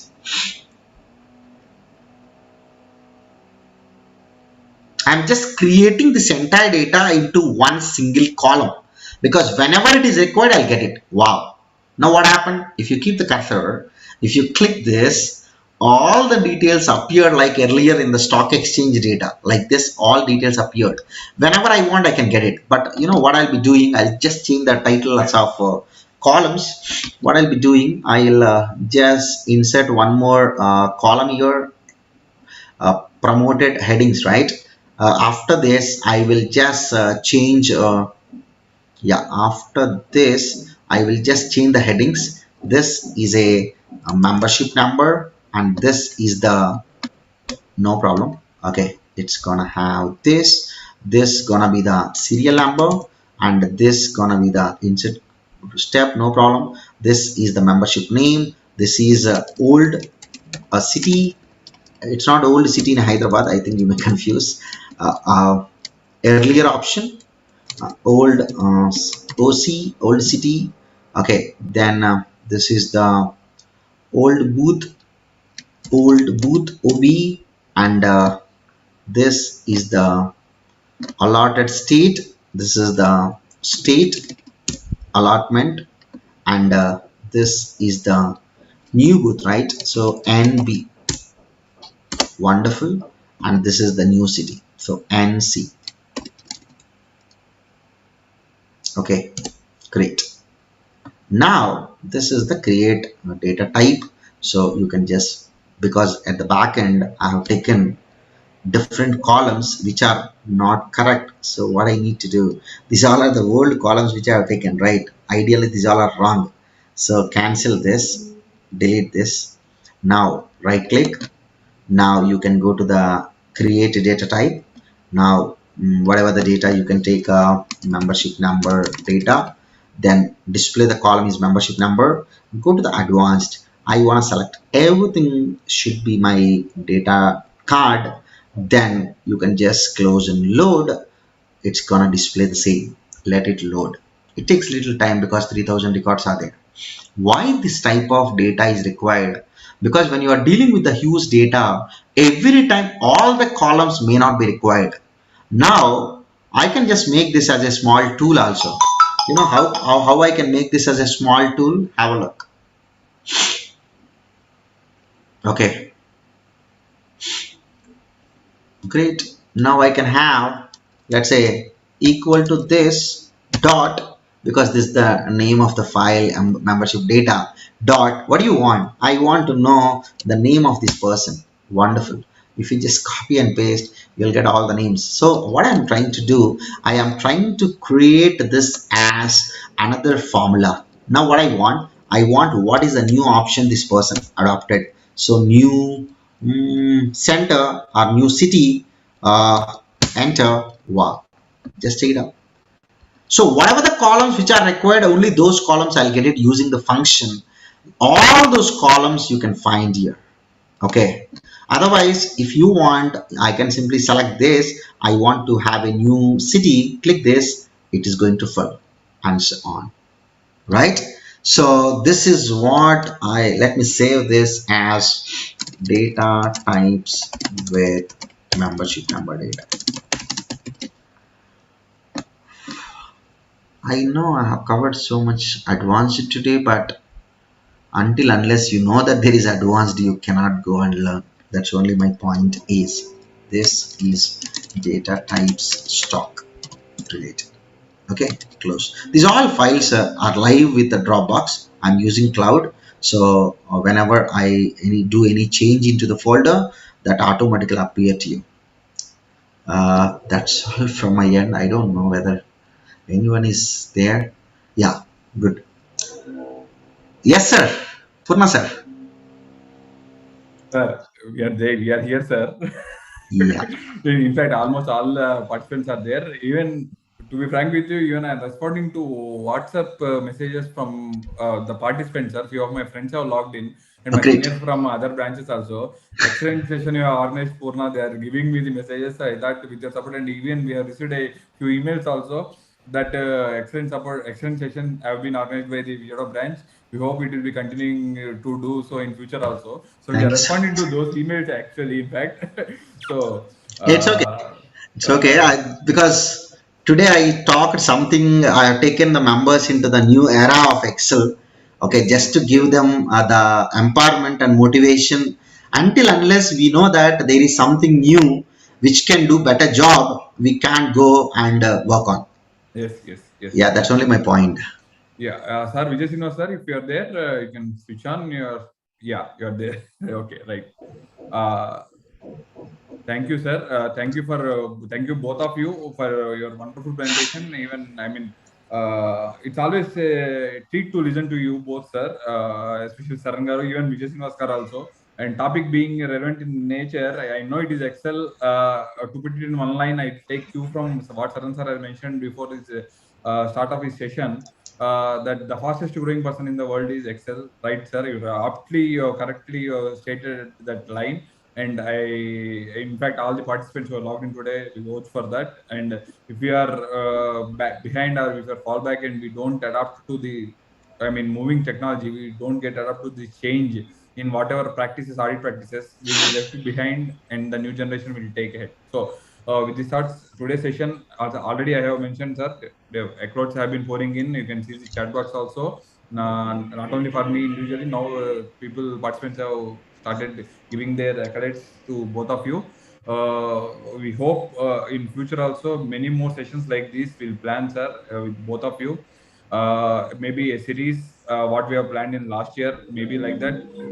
But what happens with the series is we need to decipher and we need to plan in such a way that the participants are glued to the entire series. But sessions like this will create interest among the participants so that they can listen to 3 hours or 6 hours, whatever the 2 day sessions we plan, and they can take some outcome out of these sessions. Okay. So with these thoughts, once again, thank Vijay Srinivas Garu, Saran Garu. Thank you, sir. But Thanks for the opportunity. with a short time, I have called, and there are two to three times we have changed the plans because of the CP guidelines also. So, but they were always positive towards Vijayawada branch, and they were always ready, sir. Whatever you say, we are there. Even in fact, they changed their personal appointments also because of this program being scheduled 2 to 3 times. And once again, we are in O to you, sir. We are to you. Vijayawada branch. Once again, on behalf of Vijayawada branch, we thank you for your support and sharing your knowledge, sir, at this forum. Okay. With these friends, we are planning quite a few sessions in December first week, being the elections on being conducted on 3rd and 4th. So we'll after 5th, maybe in the second week of December, we have planned a session. Not only that, on December 1st, we have celebrating a students association day on December 1st, from 2 p.m. onwards. A bouquet of programs have been planned by our vice chairman and Sikasa chairman Shirin Garu. So we already provided the links. Flyers have been pouring through different WhatsApp groups. So I request all the members to encourage your students to join for those programs also. Okay. With these thoughts, I hand over the proceedings to Narendra to conclude the program. Okay. Yes, Chairman, and good words. Yes, sir. Both session speakers, so we are enjoyed. I am also full in the session, sir, and we are most happiest people of all Vijayawada branch people. Always enjoying Sharan sir as well as Vijay Srinivas sir also. Today we learned a lot. Definitely, we are trying to implement whatever you taught today. And tomorrow also you are given some questions also. Tomorrow we are waiting for your drop box answers. Sure. And thank you very much, sir. And members, your participation is awesome and beautiful to do. And we request on behalf of Vijayawada branch, all the members, or I see elections are going to be held on December 3rd and 4th. And Vijayawada is having 2 days elections. All members, we request please vote and utilize your vote and to selection of best candidates for our profession. And we are requesting on behalf of branch, please don't forget that this we are getting the opportunity. A lot of new members are also joined in this last 3 years.